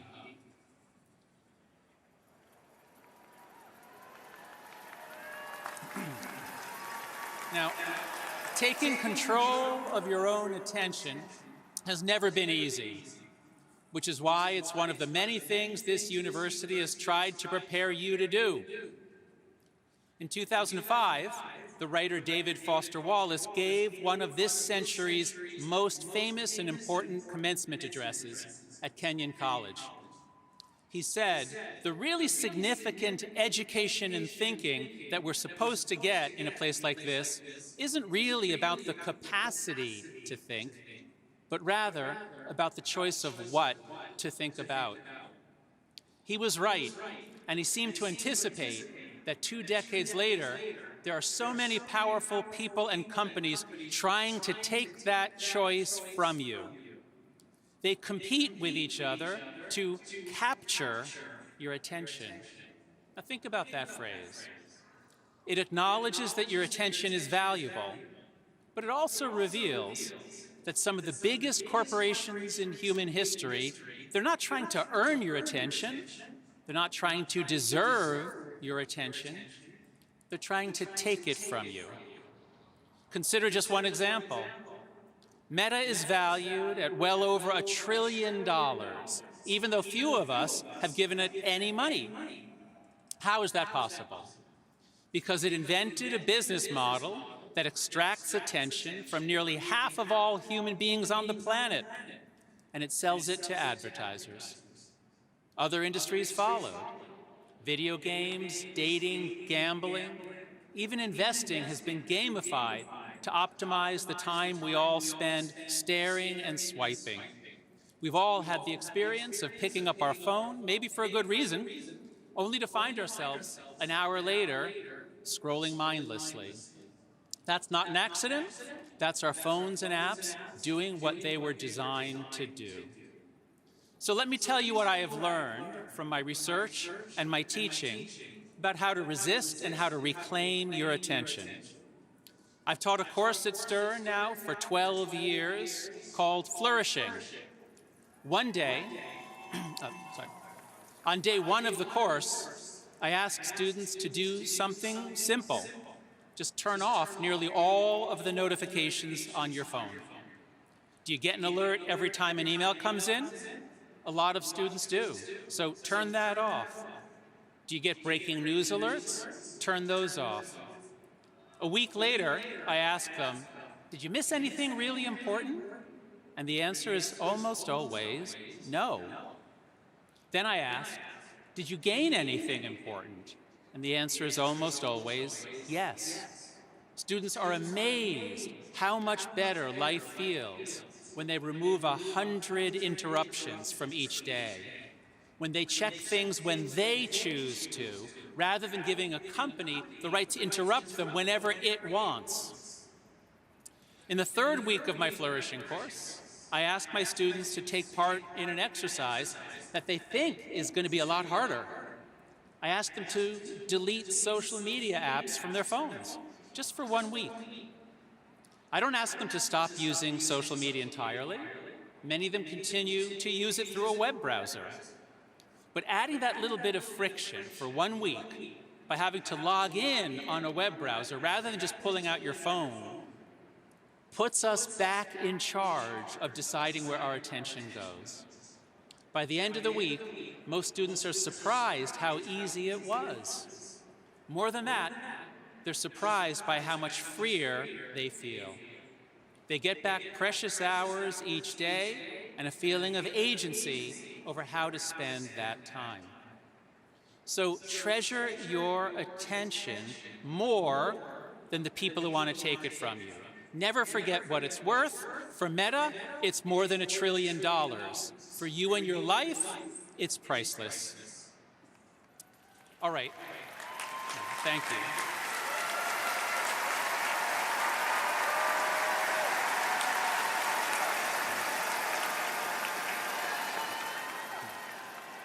So once you're in control of your attention, you can start to ask yourself one of life's most exciting questions, which is, what do I want to do? Of course, the answer to this question is going to be different for each of you. But looked at in another way, the answer may be the same for all of you. What should you do? You should do hard things. This is among the most universal pieces of advice from our ancestors. In the words of two great philosophers, Friedrich Nietzsche and Kelly Clarkson, what doesn't kill you makes you stronger.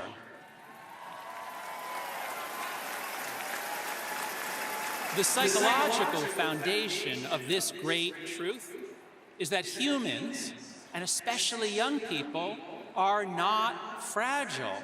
They are anti-fragile, to use a term coined by NYU professor Nassim Taleb. Fragile things break when they get knocked over or challenged, so we need to protect them vigilantly. But anti-fragile things grow stronger, so we need to expose them to challenge diligently. So how should you live these next postgraduate years, these years of transition? By repeatedly turning your attention toward doing hard things. Throw yourself into your next job or academic program or whatever your next adventure is. Take chances. Say yes to anything that will expand your capabilities. And I'm not just talking about your career. Devote your precious attention to taking chances in relationships too. You've heard it said that 'tis better to have loved and lost than never to have loved at all. That line becomes even more resonant once you understand that your heart is anti-fragile too.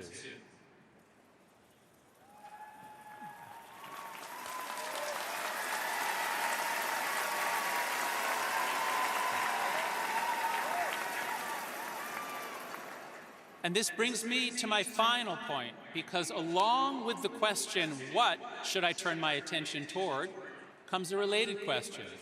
Whom should I spend my attention on? And once again, the answer is going to be different for each of you, but looked at in a certain way, it may be the same for all of you. You should spend a lot of your attention on real people in the real world. During your time at NYU, in-person connection was built into the architecture of your lives. You ran into friends constantly. Or maybe someone texted pizza, and 10 minutes later, you were having pizza. Shared experiences are easily launched in college. And that's part of what makes this place so special.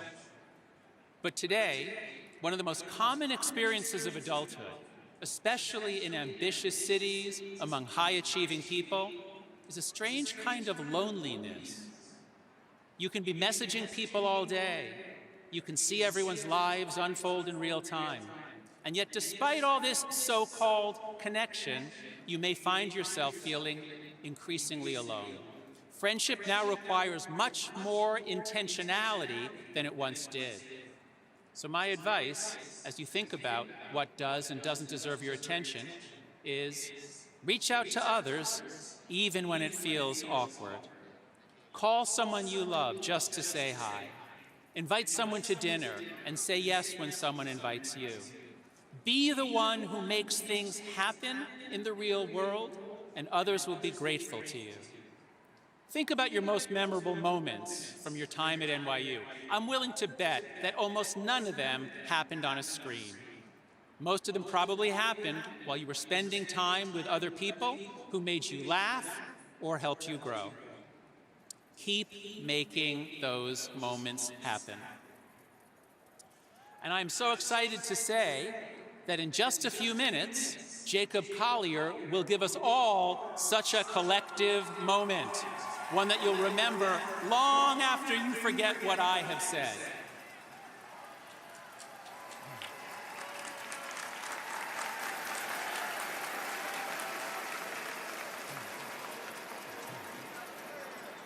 And so, NYU class of 2026, I want to end where I began with Mary Oliver's instructions for living a life. Pay attention. Be astonished. Tell about it. I cannot predict what your future will hold, but I can tell you this. At this point in your life, with a degree from NYU, you have opportunities that few people in history could ever have dreamed of. You have the opportunity to become the best, fullest, and truest version of yourself. Here's something else I can tell you. The world needs you to seize that opportunity with everything you've got. It won't be easy. You'll face the universal challenges encountered by all the generations who came before you, and you'll face the unique challenges that have arisen for your generation. But if you treasure your attention and then use it to do hard things in real life with other people, then, and trust me on this as a social psychologist, your life is going to be amazing. And the world is going to be a far better place because you're in it. Congratulations, NYU class of 2026. May you all flourish.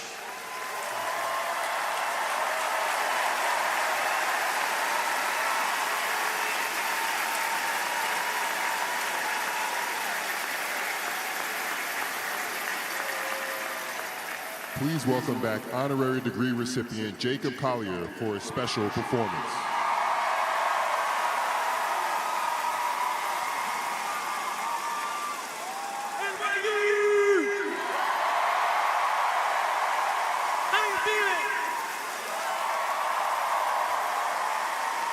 Let me hear you sing.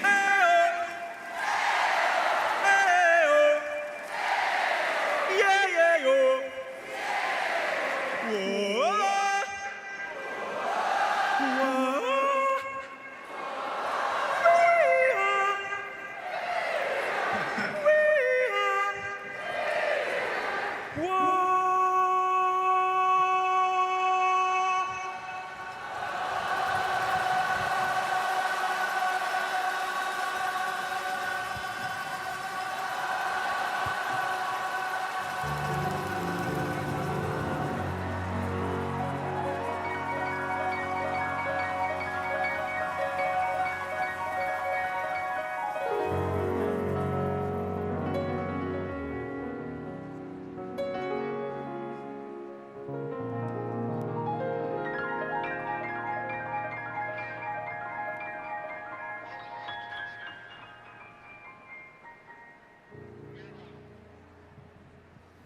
You're just too good to be true.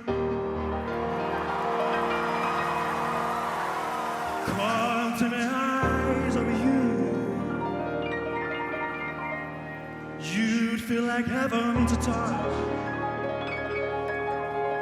And I want to hold you so much. At long last, love has arrived. And I thank God I'm alive, I'm alive, I'm alive. You're just too good to be true. Sing it! Can't take my eyes.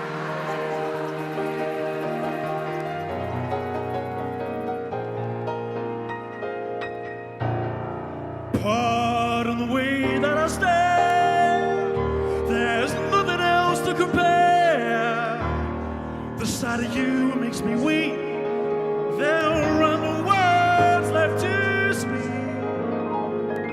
So if you feel how I feel, please let me know that it's real. You're just too good to be true. Sing it. Can't you see?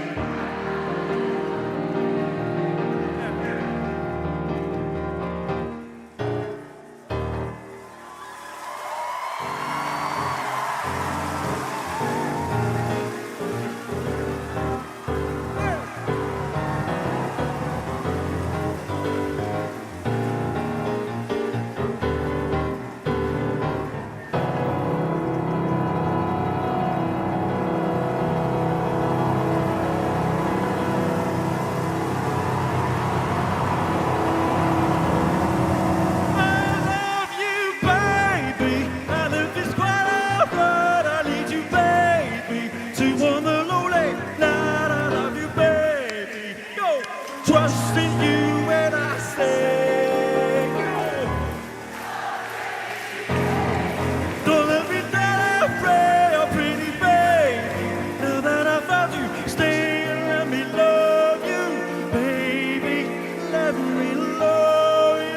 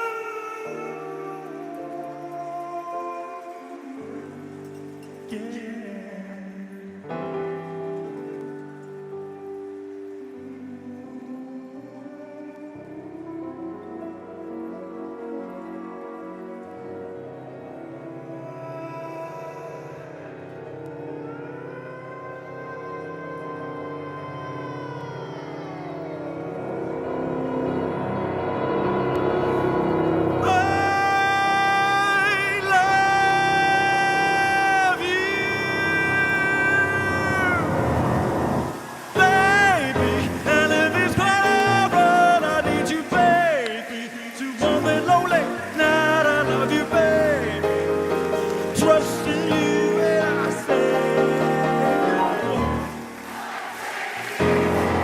don't let me down, afraid, oh pretty.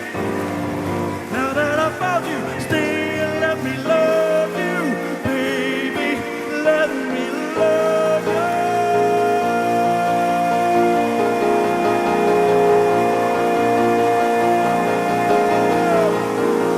Love you, yo, yo, yo, yo.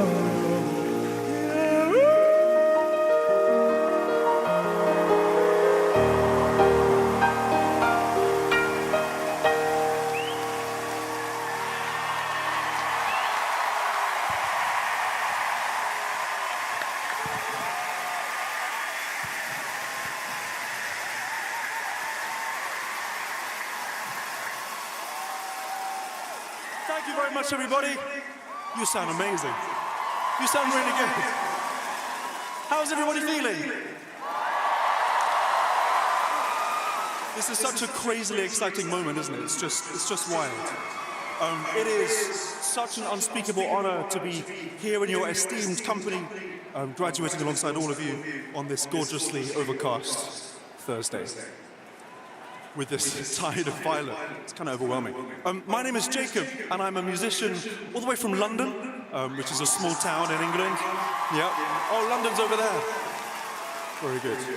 And you know, growing up as a musician, there's something people often like to talk about this idea of finding your voice. It's a sort of like a big fundamental question that we ask ourselves. What is my voice? What about my music makes it mine? What kinds of sounds and stories get me excited? Who do I want to play like and feel like and sing like? You know, when I was young, for me, this is like Stevie Wonder, Joni Mitchell, Earth, Wind and Fire, The Beatles, Björk, Freddie Mercury, Bobby McFerrin, Bartok, Skrillex, the whole gang. Yeah. And, you know, one thing about finding your voice is that the harder you strive to find it, the more elusive it becomes. And at a certain point, you realize it can't be found by looking. The thing with your voice is that it's already there. Michelangelo said this kind of wonderful thing about his sculptures when he was asked how he created them. He famously said something like, well, I simply remove what's not the sculpture, and the sculpture reveals itself. It was there all along. Now, I know that not all 30,000 of you are sculptors or artists, but this magical precipice that you find yourselves at today bears some resemblance, I think, to the artist's dilemma. And some of the same big questions might be reverberating around your minds. What's your purpose in the world? What feels the most crucial to do and say? And how would you like to say it? Well, for the last 15 years, you've had a lot of people telling you how to use your voice. What to say, what not to say, what to do, where to go, what's important, what's right, what's wrong. And, you know, teachers, mentors, parents. But from this moment on, it's up to you. This is your moment to discover a voice of your own, to sing your song. So exciting. And, you know, best believe you're singing to a moment in human history where everything is changing at such an astonishing rate, right? So much is yet to be determined, and no matter what the experts may tell you, nobody knows what's coming next. You have as much fun as anybody about what the world's going to look like over the next few years, and your voice is going to be crucial in shaping that. And, well, thank you. It's true. And as you well know, there are certain people in this world, fearful people, who feel powerful when your voice is taken away, who will try and make your voice small, and with it, your power. They will speak down to you, they will try to silence you, and there's a lot of that happening in the world right now. It's not new, but it's true. But a real leader knows that real power comes from making the people around you feel powerful. When the people around you feel powerful, your power only magnifies and it becomes strength. And strength becomes resilience, and resilience in turn becomes power. And so, as you go forth today from Yankee Stadium into the world with all your big crazy ideas and schemes, never forget to lift up the voices around you. They will become a part of your voice. That's how magic works. You get it when you give it. And everything you need to find it is already there, in you and the people around you. And the truth is, you'll be finding your voice for the rest of your days. It's going to keep showing up in friendships, the workplace, relationships, family. There will be cruises and there will be challenges. And underneath all of it, you are, and always have been, exactly who you're meant to be. And that is who the world needs, now more than ever before, to say something that only you can say, to sing a song that only you can sing, and to claim a voice of your own that was yours all along. And one thing's for certain, it's going to be one hell of a sound.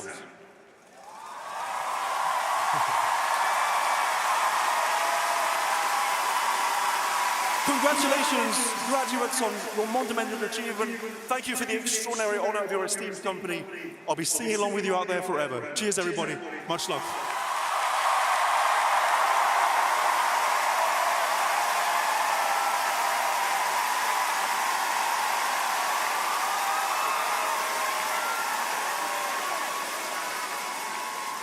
Thank you, Jacob, Dr. Collier, for that very moving performance. Thank you also, Dr. Haidt, for sharing your insights. Dr. King and Dr. Graham, it has been a privilege to honor all of you. Jacob and John have taken the stages at Carnegie Hall and Royal Albert Hall, at TED Talks and Davos. But I'm sure they'd agree, nothing beats Yankee Stadium. In distinct yet connected ways, their work speaks to a rare and special feeling, how coming together with shared purpose multiplies our energy, how our feelings expand when we experience them together. Speaking of collective effervescence, it is now my honor to shine the spotlight on our extraordinary NYU women's basketball team.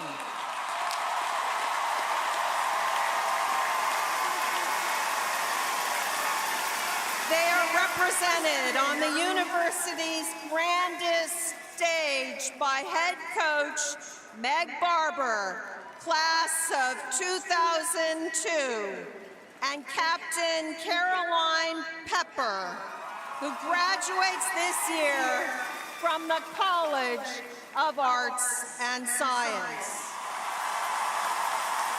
Coach Barber and Captain Pepper, please join me at center stage.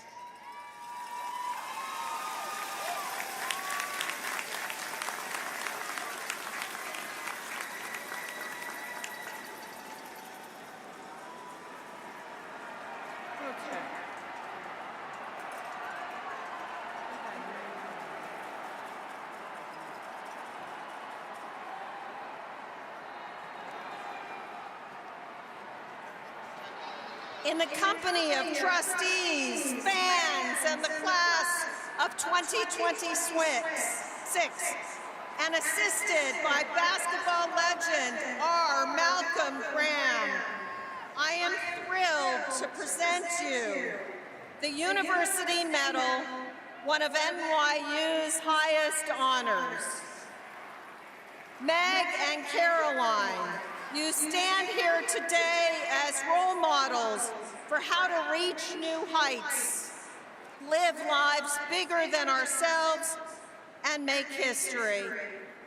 Building on a legacy of greatness dating back to the 1990s, the NYU women's basketball team has become a force once again. They have won back-to-back national championships.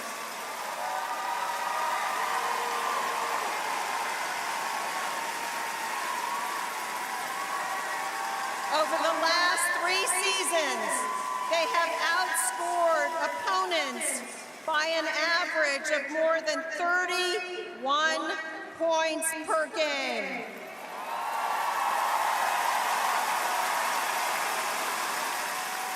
And they ended this most recent season by setting the second longest winning streak in NCAA college basketball history.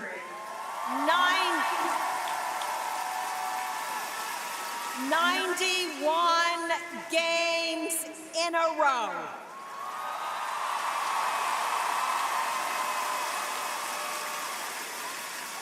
Captain Caroline Pepper, National Player of the Year, who took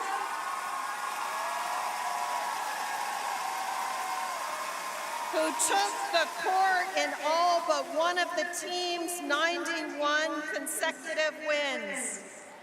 It is my honor to present to you the University Medal for driving outstanding performance on and off the court, helping to rewrite history for the Violets and preparing the future class of student athletes to carry the torch.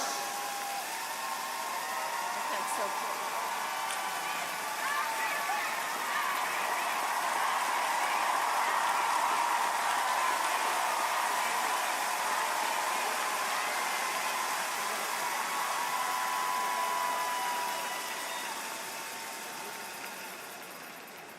Coach Meg Barber. With your storied career as a player for the Violets between 1998 and 2002, you returned to your alma mater as head coach in 2018 to develop an extraordinary program that has become a jewel in NYU's crown. It is my honor to present to you the University Medal for recruiting, developing, and inspiring some of the best student athletes in the game, including 7 All-Americans and the last 3 National Players of the Year. Congratulations.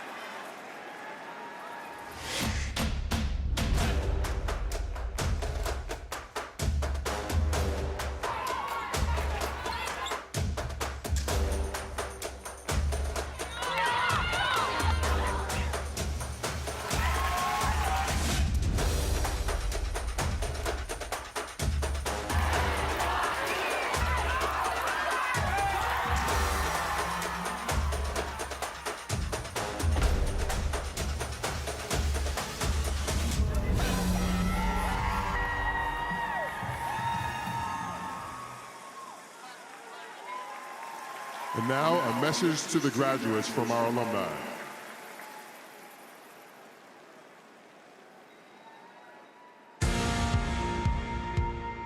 Congratulations, graduates. Today is your day. I'm Elio Martinez, NYU Law Class of 1985, and NYU Alumni Trustee and President of your NYU Alumni Association. We are ready to support your next chapter and look forward to connecting with you through alumni events and volunteer opportunities across the globe. Here are just a few alumni who wanted to wish you congratulations on your special day. Congratulations, graduates! You did it! And now the real adventure begins. So go out into the world and be yourself. Please don't try to be anybody else but you. Congratulations, graduates. You have not been chopped. You have made it. And the brilliant education that you've experienced at New York University is now yours to go forth and share with the world, along with those terrific manners you learned from New York City.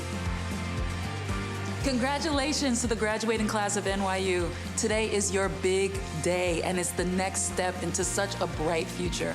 Don't forget us back at NYU. We love you, we send you love, and I hope that you take all of the wisdom, the strength, the talent, and the joy that you had here and inspire us in the real world. NYU grads, Congratulations. Do great things with your education. Change the world. We'll see you on Mars. It is my honor to be able to share this anointing with the eminent graduates of New York University. Ubuntu.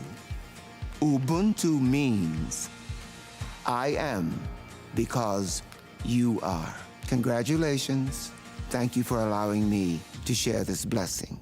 Congratulations, graduates. You are on your way. Go forth and keep learning. If there's any advice I have for you, it's just to keep it all open and keep learning. You're amazing. Congratulations. I'm so thrilled for you all.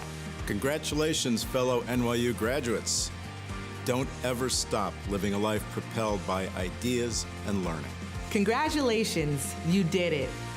I'm proud of you, your families are all proud of you, but most of all, I hope you're proud of yourself. They say you're turning a new chapter, you're entering this next phase, but don't forget these memories, don't forget these people, don't forget what it feels like to accomplish something that you set out to do. I spent a good part of my life trying to help people get places, but I have done nothing compared to what NYU has done to prepare you to go wherever you want in the world. You are ready to make an impact. Good luck and congratulations. Congratulations, all of you students and your parents sitting here today. I've been both at NYU. As a student, I couldn't have been more proud then and today that I earned my degree from this amazing university. And as a parent, I remember sitting at graduation, just like all of you today, watching my child graduate and thinking the same thing. Thank God I don't have to pay for college anymore. And to you students, the door is open for all of you. The future is yours. We're waiting for you.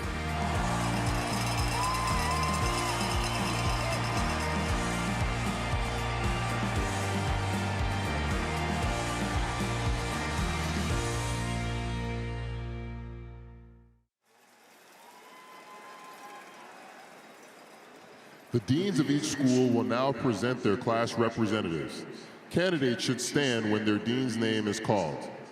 The official conferral of all degrees and certificates will take place after all the deans have presented.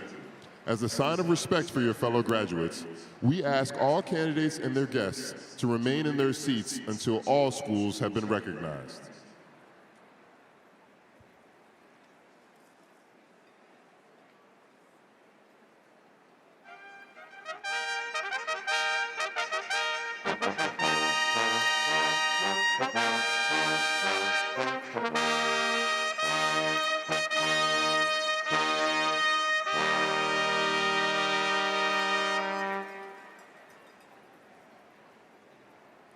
J. Martin Daughtry, Faculty Director of the College Core Curriculum and Associate Professor of Music and Sound Studies, College of Arts and Science.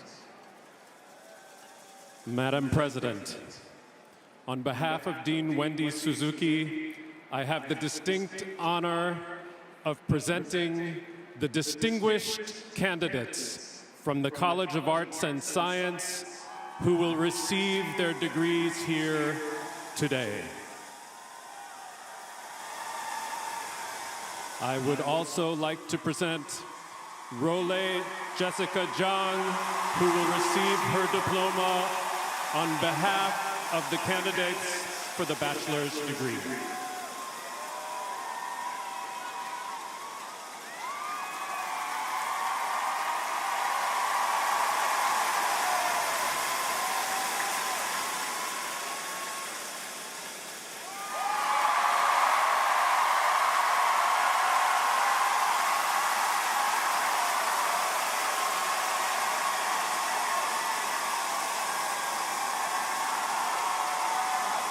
Troy McKenzie, Dean of the School of Law.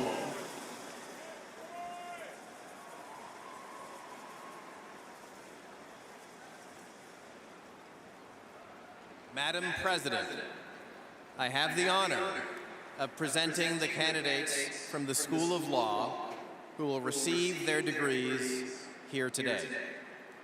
I would like to present Catherine Guillot, who will receive her diploma on behalf of the candidates for the master's and doctoral degrees.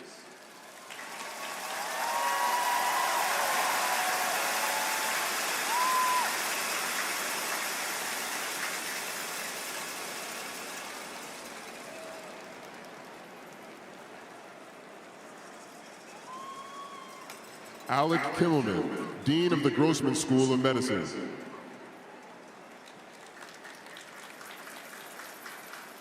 Madam President, I have the honor of presenting the candidates from the Grossman School of Medicine who will receive their degrees here today.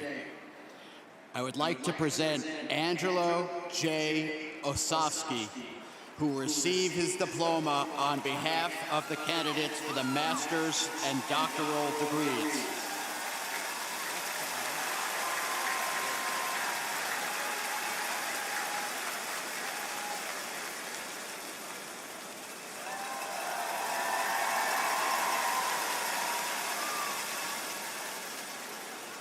Madam President. Juan J. DePablo, Executive Dean of the Tandon School of Engineering. Madam President, I have the honor of presenting the candidates from the Tandon School of Engineering who will receive their degrees here today. I would like to present Erin Yang, who will receive her diploma on behalf of the candidates for the bachelor's degree, and Li Yao Yu, who will receive her diploma on behalf of the candidates for the master's and doctoral degrees.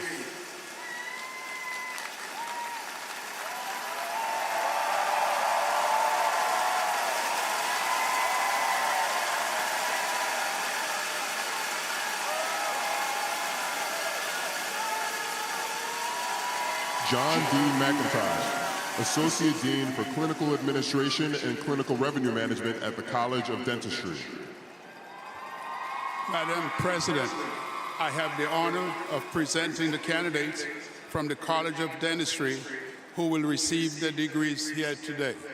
I would like to present Inez Mateo, who will receive a diploma on behalf of the candidates for the associate and bachelor's degree, and Lin Shi, who will receive a diploma on behalf of the candidates for the master's and doctoral degree.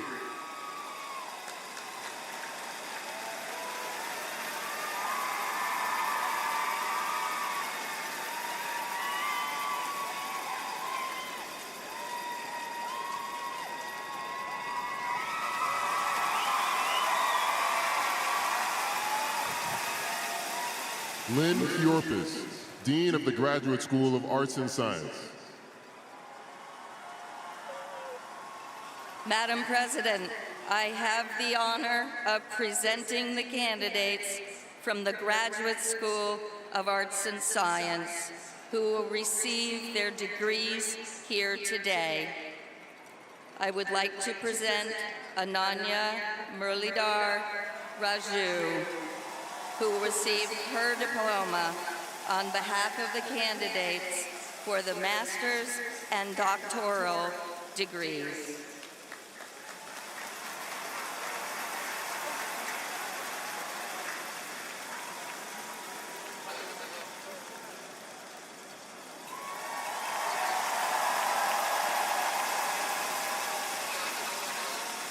Jack H. Knott, Dean of the Steinhardt School of Culture, Education, and Human Development.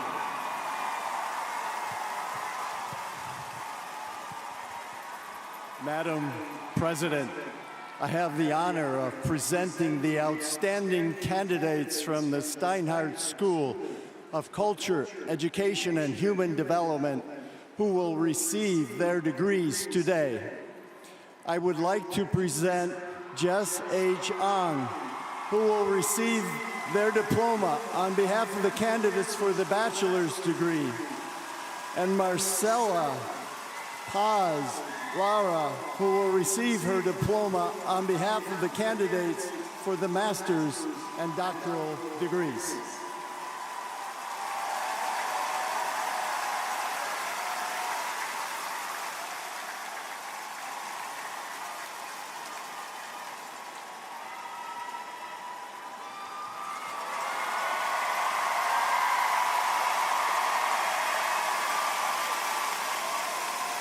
Bharat N. Anand, Dean of the Leonard N. Stern School of Business.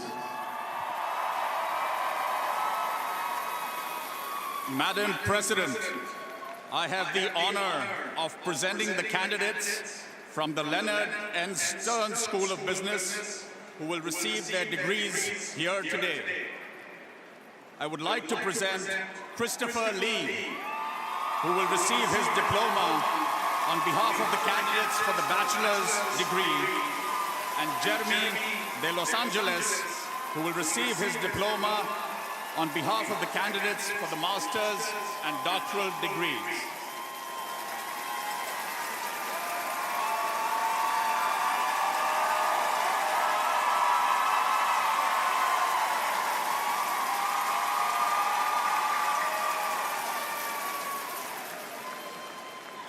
Angela F. Amar, Dean of the Rory Myers College of Nursing.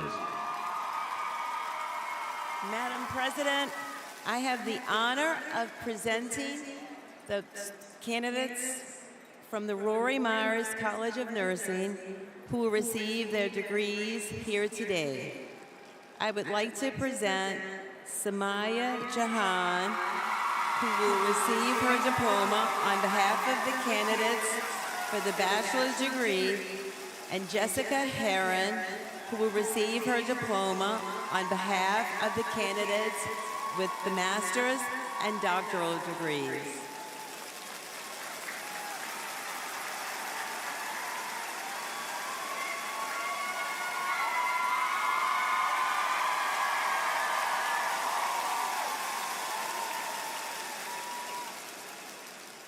Angie Kamen, Dean of the School of Professional Studies. Madam President, it is with pride and delight that I present the candidates from the School of Professional Studies who will receive their degrees here today. I would like to present Peyton Slack, who will receive her diploma on behalf of the candidates for the associate's and bachelor's degrees, and Naranjana Rao, who will receive her diploma on behalf of the candidates for the master's degree.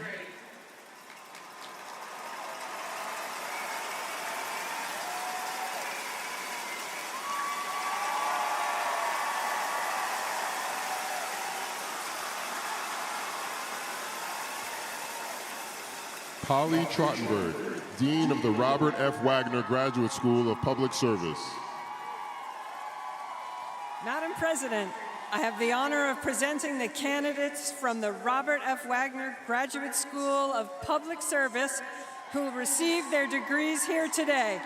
I would like to present Ruby Foxall, who will receive her diploma on behalf of the candidates for the master's degree.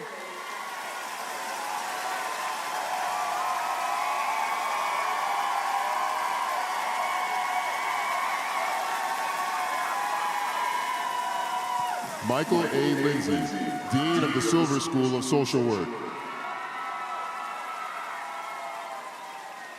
Madam President, I have the honor of presenting the candidates from the Silver School of Social Work who will receive their degrees here today. I would like to present Showin Huang, who will receive his diploma on behalf of the candidates for the bachelor's degree, and Jesse Lee Berliner, who will receive their diploma on behalf of the candidates for the master's and doctoral degrees.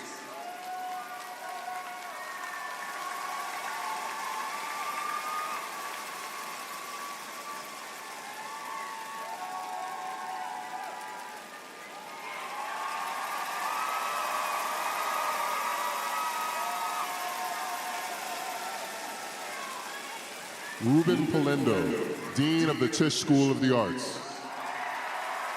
Madam President, I have the honor of presenting the outstanding candidates from the Tisch School of the Arts who will receive their degree here today.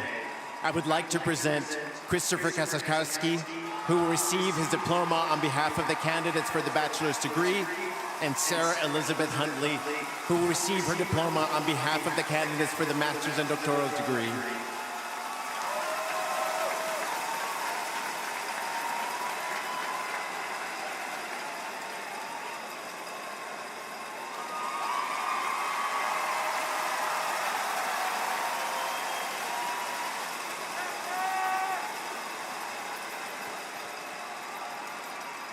Victoria Rosner, Dean of the Gallatin School of Individualized Study.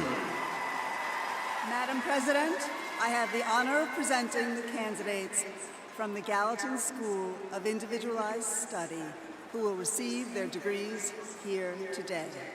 I would like to present Raghav Vikas Joshi, who will receive his diploma on behalf of the candidates for the bachelor degree, and Z. Sharma Porter, who will receive their diploma on behalf of the candidates for the master's degree.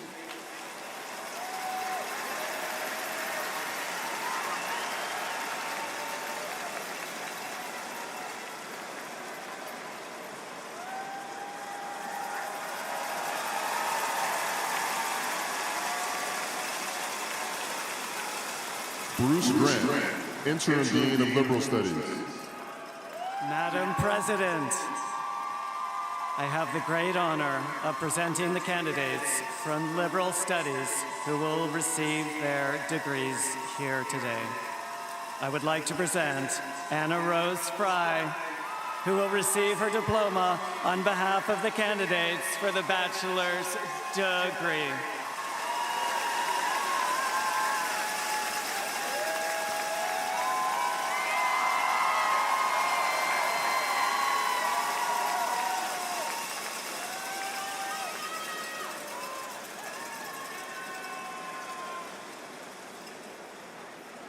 Fabio Piano, Interim Vice Chancellor of NYU Abu Dhabi.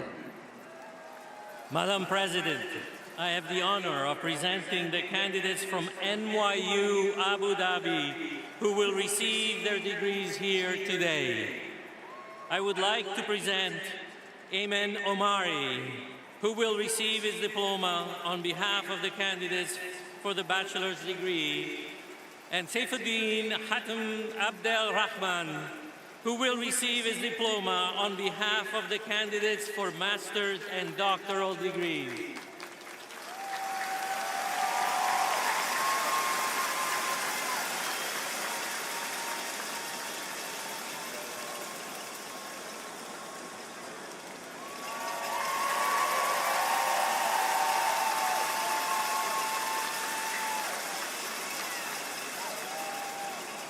Joanna Wally Cohen, Provost Emerita of NYU Shanghai. Madam President, I have the honor of presenting the candidates from NYU Shanghai who will receive their degrees here today.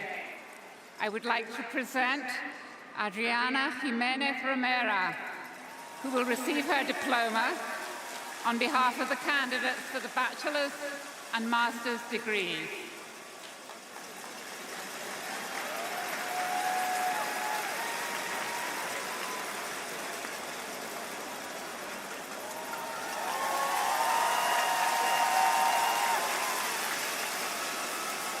Melody Goodman, Dean of the School of Global Public Health.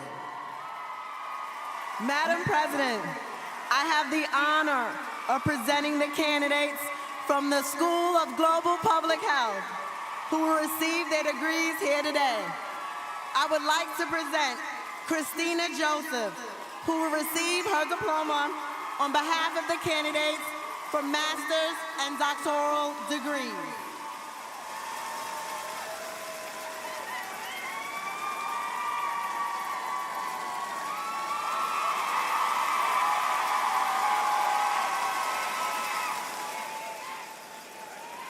Gladys M. Ayala, Dean of the Grossman Long Island School of Medicine. Last but not least, Madam President, I have the honor of presenting the amazing candidates from the Grossman Long Island School of Medicine who will receive their degrees here today. I'd like to present Crystal Yasmin Mezideh, who will receive her diploma on behalf of the candidates for the doctoral degree.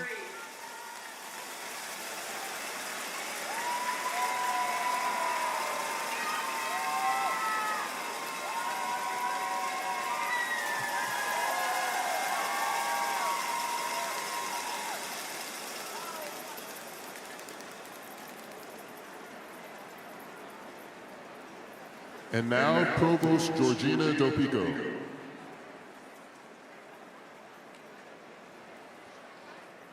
We now proceed to the formal conferral of degrees. In keeping with university tradition, we highlight this important moment by passing the university torch, a symbol of learning, from a senior member of our academic community to the most junior. Holding the university torch is Robert Glickman, Associate Dean for Clinical Affairs and Hospital Relations, Professor and Chair, Department of Oral and Maxillofacial Surgery in the College of Dentistry.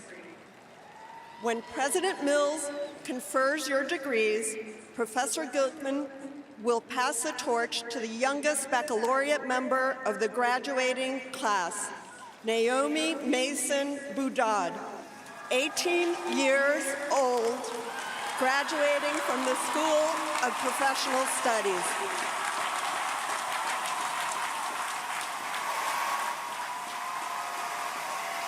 Will all the candidates now please rise?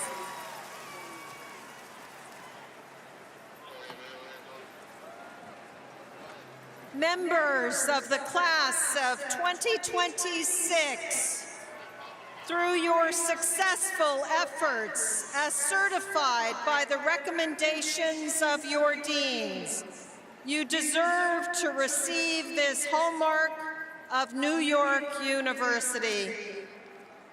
By virtue of the authority vested in me by the trustees, I admit you to the degrees and certificates for which you have been recommended. It's official. You are now NYU graduates.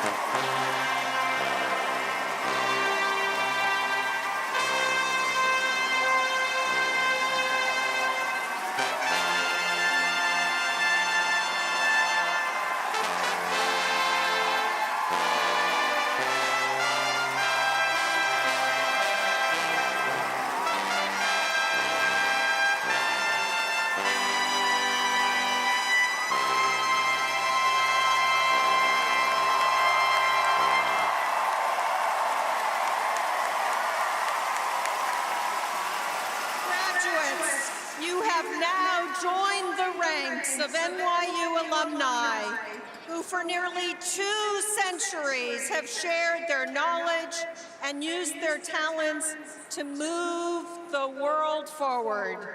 Congratulations, class of 2026.